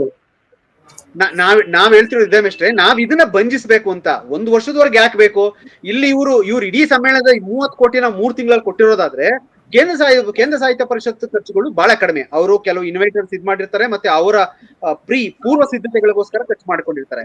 ಅದ್ರ ಲೆಕ್ಕವನ್ನ ಅಟ್ಲೀಸ್ಟ್ ಕನಿಷ್ಠ 4-5 ತಿಂಗಳೆಲ್ಲಾರು ಕೊಡ್ಬೋದಲ್ಲ. ಇರ್ಲಿ, ಅವ್ರು ಇನ್ನೂ ಕೊಟ್ಟಿಲ್ಲ, ಅದು ಒಟ್ಟಾರೆ ನಮ್ಗೆಲ್ಲಾ ಖರ್ಚುಗಳು ಮೇಲ್ಮುಖವಾಗಿ ಏನ್ ಕಾಣಿಸ್ತಾ ಇದೆ ಮೇಷ್ಟ್ರೆ ಅಂದ್ರೆ, ಬಹಳವಾಗಿ ತುಂಬಾ ದುಂದು ವೆಚ್ಚ ಮಾಡಿರೋ ತರ ಕಾಣಿಸ್ತಾ ಇದೆ. 30 ಕೋಟಿನ ಕನ್ನಡಕ್ಕೆ ಖರ್ಚು ಮಾಡೋದು ಕರೆಕ್ಟ್, ದುಂದು ವೆಚ್ಚ ಮಾಡೋದು ಸರಿಯಲ್ಲ ಮೇಡಮ್. ಅದನ್ನ ನಾವು ಕಡಿಮೆ ಮಾಡ್ಬೇಕು, ದುಂದು ವೆಚ್ಚ ಮಾಡೋದು ನಿಲ್ಲಿಸ್ಬೇಕು, ಮತ್ತೆ ಸರಿಯಾದ ವೆಚ್ಚ ಮಾಡ್ಬೇಕು. ಇದಕ್ಕೆ ಒಂದು ಉದಾಹರಣೆ, ಮಹಿಳಾ ಸಮಿತಿಗೆ ಅಲಾಟ್ ಆಗಿದ್ದು 5 ಲಕ್ಷ ಮೇಷ್ಟ್ರೆ. 5 ಲಕ್ಷ ರೂಪಾಯಿ ಅಲಾಟ್ ಆಗಿದ್ದ ದುಡ್ಡಿನಲ್ಲಿ ಅವರು ಅವರ ಸ್ವಖರ್ಚು ಯಾವುಗಳನ್ನೂ ಕೂಡ ನಿಭಾಯಿಸ್ತೇನೆ. ಜನವಾದಿ ಮಹಿಳಾ ಸಂಘಟನೆಯವರು ಸ್ವಲ್ಪ ಅದರಲ್ಲಿ ಮುಂದಾಳತ್ವ ವಹಿಸ್ಕೊಂಡು ನಿಂತ್ಕೊಂಡಿದ್ರಿಂದ ಅಲಾಟ್ ಆಗಿದ್ದ ದುಡ್ಡಿನಲ್ಲಿ ಒಂದಷ್ಟು ಪುಸ್ತಕಗಳನ್ನ ಕೊಟ್ಕೊಂಡಿದ್ದಾರೆ. ನಾವು ಪೂರ್ಣ ಕುಂಭನ ಹೊರಲ್ಲ, ಪೂರ್ಣ ಕುಂಭ ಹೊರಕ್ ಆಸಕ್ತಿ ಇರೋರು ಹೊರಲಿ, ನಾವು ಪುಸ್ತಕಗಳನ್ನ ಕೈಲಿ ಇಟ್ಕೊಂಡು ಬರ್ತೀವಿ. ಹೊರಲ್ಲ ಪುಸ್ತಕಗಳನ್ನ ನಾವು ನಮ್ಗೆ ಇಷ್ಟವಾಗಿರೋ ಮಂಡ್ಯ ಜಿಲ್ಲೆ ಬರಹಗಾರರ ಪುಸ್ತಕಗಳನ್ನ ಕೈಲಿ ಇಟ್ಕೊಳ್ತೀವಿ. ಇಡೀ ಇಷ್ಟು ಸಾಹಿತ್ಯ ಸಮ್ಮೇಳನದಲ್ಲಿ ಇದು ಒಂದು ಸಾಧನೆ. ಇನ್ನು ಮಂಡ್ಯ ಜಿಲ್ಲೆ ಹೆಣ್ಣು ಮಕ್ಕಳು ಪೂರ್ಣ ಕುಂಭನ ಹೊರವ್ರಿಗೆ ಬಿಟ್ಕೊಟ್ಟು, ತಾವು ಓದಿರುವಂತ ಮತ್ತೆ ಪ್ರಜ್ಞಾವಂತವಾದ ಹೆಣ್ಣು ಮಕ್ಕಳು ಪುಸ್ತಕಗಳನ್ನ, ಮಂಡ್ಯ ಜಿಲ್ಲೆ ಹೆಣ್ಣು ಬರಹಗಾರರ ಪುಸ್ತಕಗಳನ್ನ ಕೈನಲ್ಲಿ ಇಟ್ಕೊಂಡು ಮೆರವಣಿಗೆಗೆ ಬಂದ್ರು. ಅವರು ಸಮಿತಿಯಿಂದ ನಮ್ಗೆ ಯಾವುದೇ ಸೀರೆ ಬೇಡ, ಸಮಿತಿಯಿಂದ ನಮ್ಗೆ ಯಾವುದೇ ರೀತಿಯ ಯಾವ ಸವಲತ್ತೇ ಬೇಡ, ನಮ್ಮ ಹತ್ರ ಇದೆ, ನಾವು ಹಾಕೋ ಬರ್ತೀವಿ ಅಂತ ಹೇಳಿ 2.5 ಲಕ್ಷ ರೂಪಾಯಿನ ಮತ್ತೆ ವಾಪಸ್ ಮಾಡಿದ್ರು ಸಮಿತಿಗೆ, ಸ್ವಾಗತ ಸಮಿತಿಗೆ. ನಮ್ಗೆ ಇದ್ರ ಅಗತ್ಯ ಇಲ್ಲ ಅಂತ. ಆ ತರದ್ ಒಂದು ಪ್ರಕ್ರಿಯೆ ಒಟ್ಟಾರೆ ಎಲ್ಲಾ ಸಮಿತಿಗಳಲ್ಲೂ ಆಗ್ಬೇಕಿತ್ತು. ಅದಾದಂಗೆ ಎಲ್ಲೂ ತೋರಲ್ಲ. ಅವರೆಲ್ಲರೂ ಕೂಡ ಈಗ ಊಟದ ಖರ್ಚಿಗೆ ಪೇಪರ್ನ ವರದಿಯ ಪ್ರಕಾರ ನೋಡಿದ್ರೆ 4 ಕೋಟಿ ರೂಪಾಯಿ ಅಲಾಟ್ ಆಗಿತ್ತು. ಆದ್ರೆ ಈಗ ಬಂದಿರೋ ಲೆಕ್ಕಪತ್ರದಲ್ಲಿ 9 ಕೋಟಿ ರೂಪಾಯಿ ಆಗಿದೆ. ಅಂದ್ರೆ ಹತ್ರ 2ರಷ್ಟು ಖರ್ಚಾಗಿದೆ. 4 ಕೋಟಿ ರೂಪಾಯಿ ಅವರು ವರದಿ ಬಂದಿದೆ. ಇವತ್ತು ಖರ್ಚಾಗಿರೋ ಮೊತ್ತ 9 ಕೋಟಿ ರೂಪಾಯಿ. ಅಂದ್ರೆ ಇವ್ರು ಮಾಡೋದ್ಕಿಂತ ಜಾಸ್ತಿ ಮಾಡಿದ್ದಾರೆ. ಆದ್ರೆ ನಮ್ಗೆ ಮೂಲತಃ ಬರ್ಬೇಕಾದ್ದು ವೆಚ್ಚ ಏನು ಅಂದ್ರೆ, ಮಹಿಳಾ ಸಮಿತಿ ರೀತಿ ನಮ್ಗೆ ಎಷ್ಟು ಅಗತ್ಯ ಇದೆಯೋ ಅಷ್ಟನ್ನ ಮಾತ್ರ ಖರ್ಚು ಮಾಡಿ, ಇನ್ನು ಉಳಿದ ನಮ್ಮ ಊಟನ ಸಮಿತಿಗೆ ವಾಪಸ್ ಮಾಡೋದು ನಮ್ಗೆ ಬರ್ಬೇಕಾದ್ದು. ಬಟ್ ಆ ತರದ್ದು ಏನು ಆಲೋಚನೆ ಮತ್ತೆ ಆ ತರದ ಆಲೋಚನಾ ಕ್ರಮ ಎಲ್ಲಾ ಸಮಿತಿಗಳಿಗೂ ಬರಬೇಕು ಅನ್ನೋದು ನಮ್ಮ ನಿರೀಕ್ಷೆ ಅಷ್ಟೇ. ಇಲ್ಲ, ಅದು ಮುದ್ದೇಗೌಡರ ಆರಂಭದಲ್ಲಿ ಪುಸ್ತಕ ಪ್ರಕಟಣೆ ಅವರ ಸಮಿತಿ ಹೇಳಿದ್ರು. ಅದು ಕೂಡ ಬಹಳ ಅರ್ಥಪೂರ್ಣವಾಗಿ ಹೇಳಿದ್ರು ಅವರು. ಅದನ್ನು ಕೂಡ ಪುಸ್ತಕ ಪಬ್ಲಿಷ್ ಮಾಡಿರೋದು ಕೂಡ ಅದು ಬಹಳ ಇಂಟ್ರೆಸ್ಟಿಂಗ್. ಅದು ಮಹಿಳಾ ಸಮಿತಿ ಮತ್ತು ಪುಸ್ತಕ ಸಮಿತಿ, ಸ್ಮರಣ ಸಂಚಿಕೆ ಸಮಿತಿ ಇವೆಲ್ಲ ಅಷ್ಟು ಅಚ್ಚುಕಟ್ಟಾಗಿ ಕೆಲಸ ಮಾಡ್ತಾ ಇರ್ಬೇಕಾದ್ರೆ, ಇದು ಯಾಕೆ ನಾನು ಮುದ್ದೇಗೌಡರ ಚರ್ಚೆ ಯಾಕೆ ಎತ್ಕೊಂಡೆ ಅಂತ ಹೇಳಿದ್ರೆ, ನಮ್ಮ ಮೈನ್ ಸ್ಟ್ರೀಮ್ ಮೀಡಿಯಾದಲ್ಲಿ ಇದೆಲ್ಲ ಚರ್ಚೆ ಆಗಲ್ಲ. ಅಲ್ಲಿ ಏನಾಗುತ್ತೆ, ಚರ್ಚೆ ಹೆಸರಲ್ಲಿ ದೊಂಬಿ ಆಗುತ್ತೆ. ಸುಮ್ಮನೆ ಗಲಾಟೆ ಮಾಡ್ಕೊಂಡು ಹಾ ಹೋ ಅಂತ ಮಾತಾಡ್ಕೊಂಡು ಸುಮ್ಮನೆ ಕೂತಿರ್ತೀವಿ. ನಾನು ಇದನ್ನ ಬಹಳ ಮುಖ್ಯವಾಗಿ ಇದನ್ನ ಪ್ರತಿ ಸಲನೂ ಕೂಡ ಕನ್ನಡ ಸಾಹಿತ್ಯ ಪರಿಷತ್ತು ಕನ್ನಡಿಗರ ಪ್ರಾತಿನಿಧಿಕ ಸಂಸ್ಥೆ ಆದ್ರಿಂದ ಇದು ಪ್ರತಿಯೊಂದು ಕೂಡ ಸಾರ್ವಜನಿಕವಾಗಿ ಕೇಳುವವರಿದ್ದಾರೆ, ಇದ್ರ ಬಗ್ಗೆ ಚರ್ಚೆ ನಡೀತದೆ ಸಾರ್ವಜನಿಕರಲ್ಲಿ, ಸಾಹಿತಿಗಳಲ್ಲಿ ಅನ್ನೋದು ಗೊತ್ತಾಗ್ಬೇಕು ಮೇನ್ ಸಂಸ್ಥೆಗೆ. ಇಲ್ಲಿ ಇಂಥ ಕಾರ್ಯಕ್ರಮ ಆದ್ರೆ ಮಾತ್ರ ಗೊತ್ತಾಗುತ್ತೆ. ಈಗ ಇನ್ನೊಂದು 10,000 20,000 ಜನ ನೋಡ್ತಾರೆ. ಯಾಕಂದ್ರೆ ಈ ಊಟದ ಪ್ರಶ್ನೆ ಕೂಡ ನಾನು ಆರಂಭದಲ್ಲೇ ಕಾರ್ಯಕ್ರಮ ಮಾಡಿದ್ದೆ. ನಾನು ಸಾಹಿತ್ಯ ಸಮ್ಮೇಳನ ನಡೆಯೋದಕ್ಕಿಂತ ಮುಂಚೆ ನಾನ್ ವೆಜ್ ಇದ್ದೊಂದು ಗಲಾಟೆ ಆಯ್ತಲ್ವಾ, ಅದರ ತಾತ್ವಿಕ ಪ್ರಶ್ನೆ ಏನು ಅನ್ನೋದ್ರ ಬಗ್ಗೆ ಒಂದು ಚರ್ಚೆ ಇಟ್ಕೊಂಡಿದೆ. ಸುಮಾರು 25,000 ಜನ ಅವಾಗ 2 ದಿನದಲ್ಲಿ ನಿಮ್ಮ ಸಮ್ಮೇಳನ ಆಗೋದಕ್ಕಿಂತ ಮುಂಚೆನೆ ನೋಡಿದ್ರೆ ಅದನ್ನ. ಸೊ ಇದು ಚರ್ಚೆ ಆದ್ರೆ ಮಾತ್ರ ನಮ್ಮ ಸಾಹಿತ್ಯ ಪರಿಷತ್ತುಗಳು ಕೂಡ ಸ್ವಲ್ಪ ಸಂವೇದನಾಶೀಲತೆಯನ್ನು ರೂಢಿಸ್ಕೊಳ್ತವೆ. ಓ ಹೌದಪ್ಪ, ಸರ್ಕಾರ ಕೊಡ್ತದೆ ಸರಿ, ಸರ್ಕಾರದ ಔದಾರ್ಯ ಅದು. 30 ಕೋಟಿ ತಗೊಳ್ರಿ ನೀವು ಸಾಹಿತಿಗಳು, 30 ಕೋಟಿ ಆಯ್ತು, 30 ಕೋಟಿ ಆದ್ರೆ 30 ಕೋಟಿ, ಮತ್ತೆ 1 ಕೋಟಿ ಇವ್ರದ್ದು ಸರ್ಕಾರಿ ನೌಕರರದ್ದು, ಮತ್ತೆ ಈ ಬೇರೆ ಇದು ಎಲ್ಲ ಒಟ್ಟು 33 ಕೋಟಿ. ಅದು ಸರ್ಕಾರದ ಔದಾರ್ಯ ಅದು. ಆದ್ರೆ ನಾವು ಸಾಹಿತಿಗಳಾದವರು, ನಾವು ಪತ್ರಕರ್ತರಾದವರು ಇಂಥ ವಿಷಯಗಳನ್ನ ಸೂಕ್ಷ್ಮವಾಗಿ ಚರ್ಚೆ ಮಾಡಿದ್ರೆ ಸ್ವಲ್ಪ ಸಾರ್ವಜನಿಕರಿಗೂ ಕೂಡ ಇದಾಗುತ್ತೆ. ಮತ್ತೆ ಈ ಸಾರ್ವಜನಿಕ ವ್ಯವಸ್ಥೆ ಇದೆಯಲ್ಲ ಸುಧಾರಣೆ ಆಗೋದಕ್ಕೆ ಅನುಕೂಲ ಆಗುತ್ತೆ ಅಂತ ಹೇಳ್ಬೋದು. ಇದರಲ್ಲಿ ಮಂಡ್ಯದವರ ಹೆಚ್ಚುಗಾರಿಕೆಯನ್ನು ಗೊತ್ತಾಗುತ್ತೆ ನಮಗೆ ಈ ಸೋಷಿಯಲ್ ಆಡಿಟಿಂಗ್ ನಿಂದಾಗಿ. ಹೌದಪ್ಪ, ಬೇರೆ ಸಮ್ಮೇಳನಗಳಿಗೂ ಮಂಡ್ಯ ಸಮ್ಮೇಳನಗಳಿಗೆ ಏನು ವ್ಯತ್ಯಾಸ ಇತ್ತು. ಈಗ ನಾವು ಮಾತಾಡಿದ್ವಲ್ಲ, ನಾವು ಹಾವೇರಿದ್ದು ಮತ್ತು ಇಲ್ಲಿದ್ದ ಅನುಭವಗಳು.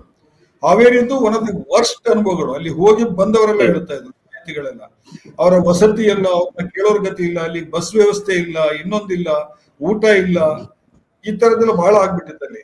ಆಮೇಲೆ ಆ ಜಾಗ ಕೂಡ ಸರಿ ಇರ್ಲಿಲ್ಲ. ಅದು ಆ ದೃಷ್ಟಿನಲ್ಲಿ ನಿಮ್ಮ ಮಂಡ್ಯದವ್ರದ್ದು ಏನೋ ಅಂತ ತೊಂದರೆ ಏನಾಗಿಲ್ಲ, ಜಾಗ ಹೈವೇ ಹತ್ರದಲ್ಲೇ ಇತ್ತು ಜಾಗ. ವಸತಿಗೆ ಸಹಜವಾಗಿ ದೂರ ದೂರ ಹೋಗ್ಬೇಕಾಗಿತ್ತು. ಬಟ್ ನನಗೆ ಈಗ ಗೊತ್ತಾದಾಗ ನಾನು ಬೆಳಿಗ್ಗೆನೂ ಮಾತಾಡಿದೆ ಕೆಲವು ಅಲ್ಲಿ ಭಾಗವಹಿಸಿದಂತ ನನ್ನ ಸ್ನೇಹಿತರಿಗೆ, ಅತಿಥಿಗಳಾಗಿ ಭಾಗವಹಿಸಿದವರಿಗೆ, ಕೆಲವರು ಕವಿಗೋಷ್ಠಿಯಲ್ಲಿ ಭಾಗವಹಿಸಿದ್ರು, ಕೆಲವರು ಪ್ರಬಂಧ ಮಂಡನೆ ಮಾಡಿದ್ರು, ಅವ್ರದೆಲ್ಲ ಇನ್ನೂ ಪೇಮೆಂಟ್ ಹೋಗಿಲ್ಲ. ಅವ್ರು ಹೇಳಿದ್ರು ನನಗೆ ಏನಂತ ಹೇಳಿದ್ರೆ, ನಮ್ಗೆ ಬರೆದಿರೋ ಪತ್ರದಲ್ಲಿ ಜೂನ್ ಒಳಗಡೆ ನಿಮ್ಮ ಪಾವತಿಯನ್ನು ಮಾಡಲಾಗುವುದು ಅಂತ ಹೇಳ್ಬಿಟ್ಟು ತಿಳಿಸಿದ್ದಾರೆ ಅಂತ ಹೇಳ್ಬಿಟ್ಟು.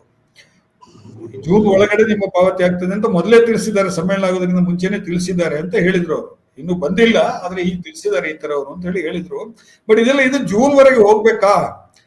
ಯಾವಾಗ್ಲೂ ಇಂಥದ್ದೆಲ್ಲ ಈಗ ಏನು ಈಗ ಕಂಪ್ಯೂಟರ್ ಯುಗ ಅಲ್ವಾ, ನಿಮ್ದೇನ್ ಪೇಮೆಂಟ್ ಎಲ್ಲ ಆಟೋಮೆಟಿಕ್ ಪೇಮೆಂಟ್ ಮಾಡಬಹುದು, ಈಗ ನೇರವಾಗಿ ಬ್ಯಾಂಕ್ ಅಕೌಂಟಿಗೆ ಹೋಗುತ್ತೆ. ಇವೆಲ್ಲ ಒಂದು 5 ಮಂದಿ ಕೂತ್ಕೊಂಡ್ಬಿಟ್ಟು ಅಕೌಂಟ್ಸ್ ಗೊತ್ತಿರೋರು ಸರಿಯಾಗಿ ಕೂತ್ಕೊಂಡ್ಬಿಟ್ರೆ ತಕ್ಷಣಕ್ಕಾಗುವಂತ ಕೆಲಸಗಳಿವೆಲ್ಲ. ಅತಿಥಿಗಳ ಪೇಮೆಂಟ್ ಅಲ್ಲಿ ಇಷ್ಟೆಲ್ಲ ಸಮಯ ತಗೋಬೇಕಾದಂತ ಅಗತ್ಯ ಇಲ್ಲ. ಇದು ಇನ್ನಷ್ಟು ಸಾಹಿತ್ಯ ಪರಿಷತ್ ಇನ್ನಷ್ಟು ಸುಧಾರಣೆ ಆಗ್ಬೇಕಾದ ಅಗತ್ಯ ಇರೋದಕ್ಕಾಗಿ ನಾನು ಮಾತಾಡ್ತಾ ಇದ್ದೀನಿ. ನಾನು ಬಹಳ ಇಂಪಾರ್ಟೆಂಟ್ ಪ್ರಶ್ನೆಗಳು ಇದೆ ಇದರಲ್ಲಿ. ಬಹುಶಃ ನೋಡೋಣ, ನಾನು ಅಧ್ಯಕ್ಷರು ನಿಮ್ದು ದೆಹಲಿಗೆ ಹೋಗಿದ್ದಾರೆ, ನಾನು ಚೆಕ್ ಮಾಡಿದೆ, ನಾನು ಅವ್ರನ್ನ ಒಂದು ಚರ್ಚೆ ಗುರುವಾರ ಬರ್ತಾರೆ ಮೀಟ್ ಮಾಡಿ, ಅವರನ್ನು ಈ ಸಾಹಿತ್ಯ ಸಮ್ಮೇಳನದಲ್ಲಿ 3 ಇಂಪಾರ್ಟೆಂಟ್ ಆದಂತ ಒಂದು ಈವೆಂಟ್ಸ್ ಗಳನ್ನ ನೀವು ಗುರುತಿಸಬಹುದು.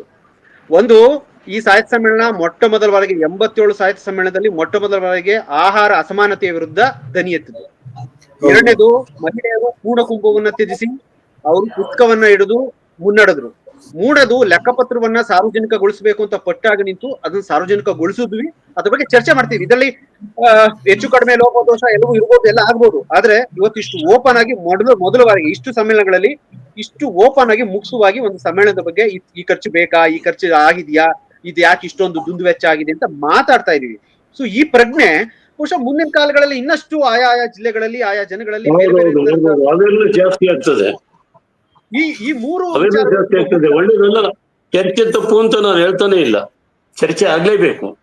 ಹೌದು, ಜನಗಳಿಗೆ ಸತ್ಯ ಗೊತ್ತಾಗ್ಬೇಕು, ಎಲ್ಲಿ ಏನು ಮ್ಯಾಗಜೀನು ಗೊತ್ತಾಗ್ಬೇಕು.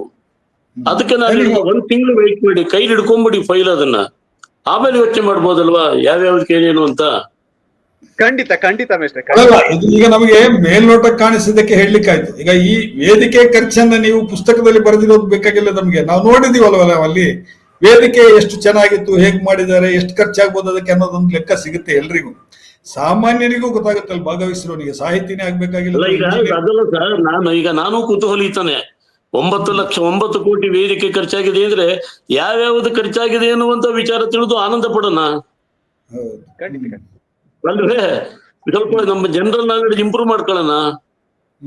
ಆಮೇಲೆ ಅನೀಫ್ ಅವ್ರೆ, ನಗರ ಅಲಂಕಾರ ಸಮಿತಿ ಅಂತಿದೆ ನೋಡಿ, 8ನೇ ನಂಬರ್. ಅವರು ಹತ್ತತ್ರ 75 ಲಕ್ಷ ರೂಪಾಯಿ ಖರ್ಚು ಮಾಡಿದ್ದಾರೆ ನಗರ ಅಲಂಕಾರಕ್ಕೆ. ನಗರಕ್ಕೆ ಇನ್ನು 5 ದಿವಸ ಇದೆ ಸಾಹಿತ್ಯ ಸಮ್ಮೇಳನವರೆಗೂ ಕೂಡ ಕಮಾನ್ಗಳನ್ನೇ ಹಾಕಿರ್ಲಿಲ್ಲ. ಇನ್ನು 3 ದಿವಸ ಅನ್ಬೇಕಾದ್ರೆ ಎಲ್ಲಾ ಸರ್ಕಲ್ಗಳಲ್ಲೂ ಕೂಡ ಕಮಾನ್ಗಳು ಬಂದ್ವು. ನಾಳೆ ಸಾಹಿತ್ಯ ಸಮ್ಮೇಳನ ಅನ್ನೋ ದಿವಸ ಎಲ್ಲಾ ಕಡೆ ಲೈಟಿಂಗ್ ಬಂದ್ವು. ಅದರಲ್ಲಿ ಕಮಾನ್ಗಳಲ್ಲಿ ಯಾರ್ಯಾರು ಸ್ಪಾನ್ಸರ್ ಮಾಡಿದ್ದಾರೆ ಅವ್ರಗಳೆಲ್ಲರ ಹೆಸರು, ಮುಖ, ಅವ್ರ ಪರಿಚಯ, ಇವುಗಳೆಲ್ಲವೂ ಕೂಡ ಹಾಕ್ಲಾಗಿತ್ತು. 75 ಲಕ್ಷ ರೂಪಾಯಿ ಖರ್ಚು ಮಾಡಿದ್ರು. ಯಾವುದಕ್ಕೆ? ಕ್ವಶನ್, ಯಾಕಂದ್ರೆ ಯಾವಾಗ್ಲೂ ಪ್ರಶ್ನೆ ಹೇಳುತ್ತೆ. ಬಹಳ ಮುಖ್ಯವಾದ ಸಂಗತಿ ಏನು ಅಂತ ಹೇಳಿದ್ರೆ, ನಾವು ನಮ್ಮ ಡೆಮಾಕ್ರಸಿನಲ್ಲಿ ಇಂತಹ ಸಾರ್ವಜನಿಕ ಚರ್ಚೆಗಳನ್ನು ಹೆಚ್ಚು ಪ್ರೋತ್ಸಾಹಿಸಬೇಕು. ನಾವು ಒಂದು ಸಾರ್ವಜನಿಕ ಸಂಸ್ಥೆ ಸರ್ಕಾರದಿಂದ ಅನುದಾನ ತೆಗೆದುಕೊಂಡಾಗ ಆ ಅನುದಾನದ ಪ್ರತಿಯೊಂದು ಪೈಸೆಯೂ ಕೂಡ, ಯಾಕಂತ ಹೇಳಿದ್ರೆ ಟ್ಯಾಕ್ಸ್ ಪೇಯರ್ಸ್ ಮನಿ, ಅದು ಸರ್ಕಾರ ಕೊಡ್ತಾ ಇರೋದು, ಅವರ ಕಿಸೆಯಿಂದ ಕೊಡ್ತಾ ಇಲ್ಲ. ಸಚಿವರೇ ಆಯ್ತಪ್ಪ ನಂದೊಂದು 1 ಕೋಟಿ ತಗೋ ಅಂತ ಹೇಳಿ ಒಂದು 10 ಸಚಿವರು 1 ಕೋಟಿ ಕೊಟ್ಟಿದ್ದಾರೆ ಅಂದ್ರೆ ಅದು ಬೇರೆ ತರ. ಇದ್ರ ಬಗ್ಗೆ ಈ ತರದ ಎಚ್ಚರವನ್ನು ಕೂಡ ನಮ್ಮ ಸಮಾಜದಲ್ಲಿ ಮೂಡಿಸಬೇಕು, ಮತ್ತು ಇದು ಬಹಳ ಆರೋಗ್ಯಪೂರ್ಣವಾದಂತ ಚರ್ಚೆ ನಡೀಬೇಕು ಅಂತ ನನ್ನ ಉದ್ದೇಶ ಇದೆ. ಇದು ಸರ್, ಟ್ಯಾಕ್ಸ್ ಪೇಯರ್ಸ್ ಮನಿ ಅಂತಾನು ಬಳಸಬಾರ್ದು ಸರ್, ಸಾರ್ವಜನಿಕರ ಹಣ. ಟ್ಯಾಕ್ಸ್ ಪೇಯರ್ಸ್ ಅನ್ನೋದು ಬೇರೆ ತರದ ಒಂದು ಇದನ್ನ ತೋರಿಸುತ್ತೆ. ಇಲ್ಲ ಟ್ಯಾಕ್ಸ್ ಪೇಯರ್ಸ್, ಭಿಕ್ಷುಕ ಕೂಡ ಟ್ಯಾಕ್ಸ್ ಪೇಯರ್ ಸರ್. ಇವತ್ತು ಭಿಕ್ಷುಕ ಮಂಡ್ಯ ಬಸ್ ಸ್ಟ್ಯಾಂಡ್ ನಲ್ಲಿ ಒಬ್ಬ ಭಿಕ್ಷುಕ ಭಿಕ್ಷೆ ಬೇಡ್ಕೊಳ್ಳಿ, ಎದುರುಗಡೆ ಹೋಟ್ಲಿಗೆ ಹೋಗಿ ಊಟ ಮಾಡ್ತಾನಲ್ವಾ, ಅಲ್ಲಿ ಟ್ಯಾಕ್ಸ್ ಹೋಯ್ತಾ? ಒಂದು ಊಟದಲ್ಲಿ ಹೋಗಲ್ವಾ ಗೌಡ್ರೆ? ಊಟ ಹೋಯ್ತಾ? ನೀವು ತಗೊಳ್ಳೋ ಬೆಂಕಿ ಪಟ್ಟಣದ ಮೇಲೆ ಕೂಡ GST ಇದೆ, ಅದು ಕೂಡ ತೆರಿಗೆ. ಬಟ್ ಕೆಲವರ ಆಲೋಚನೆ ಬರೀ ಅದು ಆದಾಯ ತೆರಿಗೆ ಅನ್ನೋ ತರದಲ್ಲಿ ಇರುತ್ತೆ. ಹಾಗಾಗಿ ಇವತ್ತು 100% ಮೀಸಲಾತಿ ಹೇಗೆ ಇದೆಯಾ ಅದೇ ತರ 100% ಟ್ಯಾಕ್ಸ್ ಪೇಯರ್ಸ್ ಎಲ್ಲರೂ ಕೂಡ. ಒಬ್ಬ ನಿಮ್ಮ ಮಂಡ್ಯ ಬಸ್ ಸ್ಟ್ಯಾಂಡ್ ನಲ್ಲಿ ಭಿಕ್ಷೆ ಬೇಡುವವನಲ್ಲಿ ಹೋಗಿ ಎದುರುಗಡೆ ಹೋಟ್ಲಿಗೆ ಊಟ ಮಾಡಿದ್ರೆ ಈಸ್ ಟ್ಯಾಕ್ಸ್ ಪೇಯರ್ ಅಲ್ವಾ? ಒಂದು ಟ್ಯಾಕ್ಸ್ ಪೇಯರ್ ಅವನು. ಅದ್ರಲ್ಲಿ ಏನು ಇದೆ ಇಲ್ಲ. ಸರ್ಕಾರದ ನಾವು ಈ ತರದ ಒಂದು ಪದ್ಧತಿಯನ್ನ ನಾವು ಮೀಡಿಯಾದವರು ಕೂಡ, ನಾವು ಮಾಧ್ಯಮದವರು ಕೂಡ ಇಂಥ ಪದ್ಧತಿಯನ್ನ ನಾವು ಬೆಳೆಸಬೇಕು ಮತ್ತು ಪ್ರೋತ್ಸಾಹಿಸಬೇಕು, ಅದರಲ್ಲಿ ಆಕ್ಟಿವ್ ಆಗಿ ಭಾಗವಹಿಸಬೇಕು ಅನ್ನೋ ಉದ್ದೇಶ ಇದ್ದದ್ರಿಂದ ನಾನು ನಿಮ್ಮನ್ನ ಕರೆದೆ.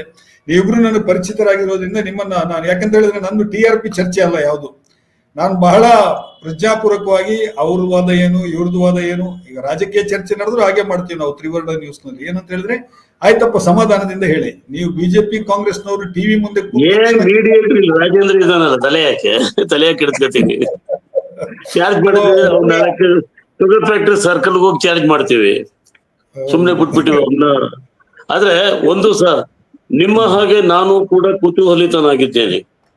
ಬರ್ಲಿ, ಎಲ್ಲ ವಿಚಾರಗಳು ಬರ್ಲಿ.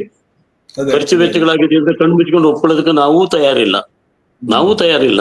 ನನ್ನ ತೆರಿಗೆ ಹಣನೂ ಸೇರಿದೆ, 5 ಪೈಸನೋ 5 ರೂಪಾಯಿ, ಅದು ಬೇರೆ ವಿಚಾರ. ಹಾಗಾಗಿ ಇದನ್ನ ಕೇಳೋದ್ರಲ್ಲಿ ನಾನು ಕೂಡ ನಿಮ್ಮ ಜೊತೆಯಲ್ಲಿ ಇದ್ದೀನಿ ಯಾವಾಗಲೂ.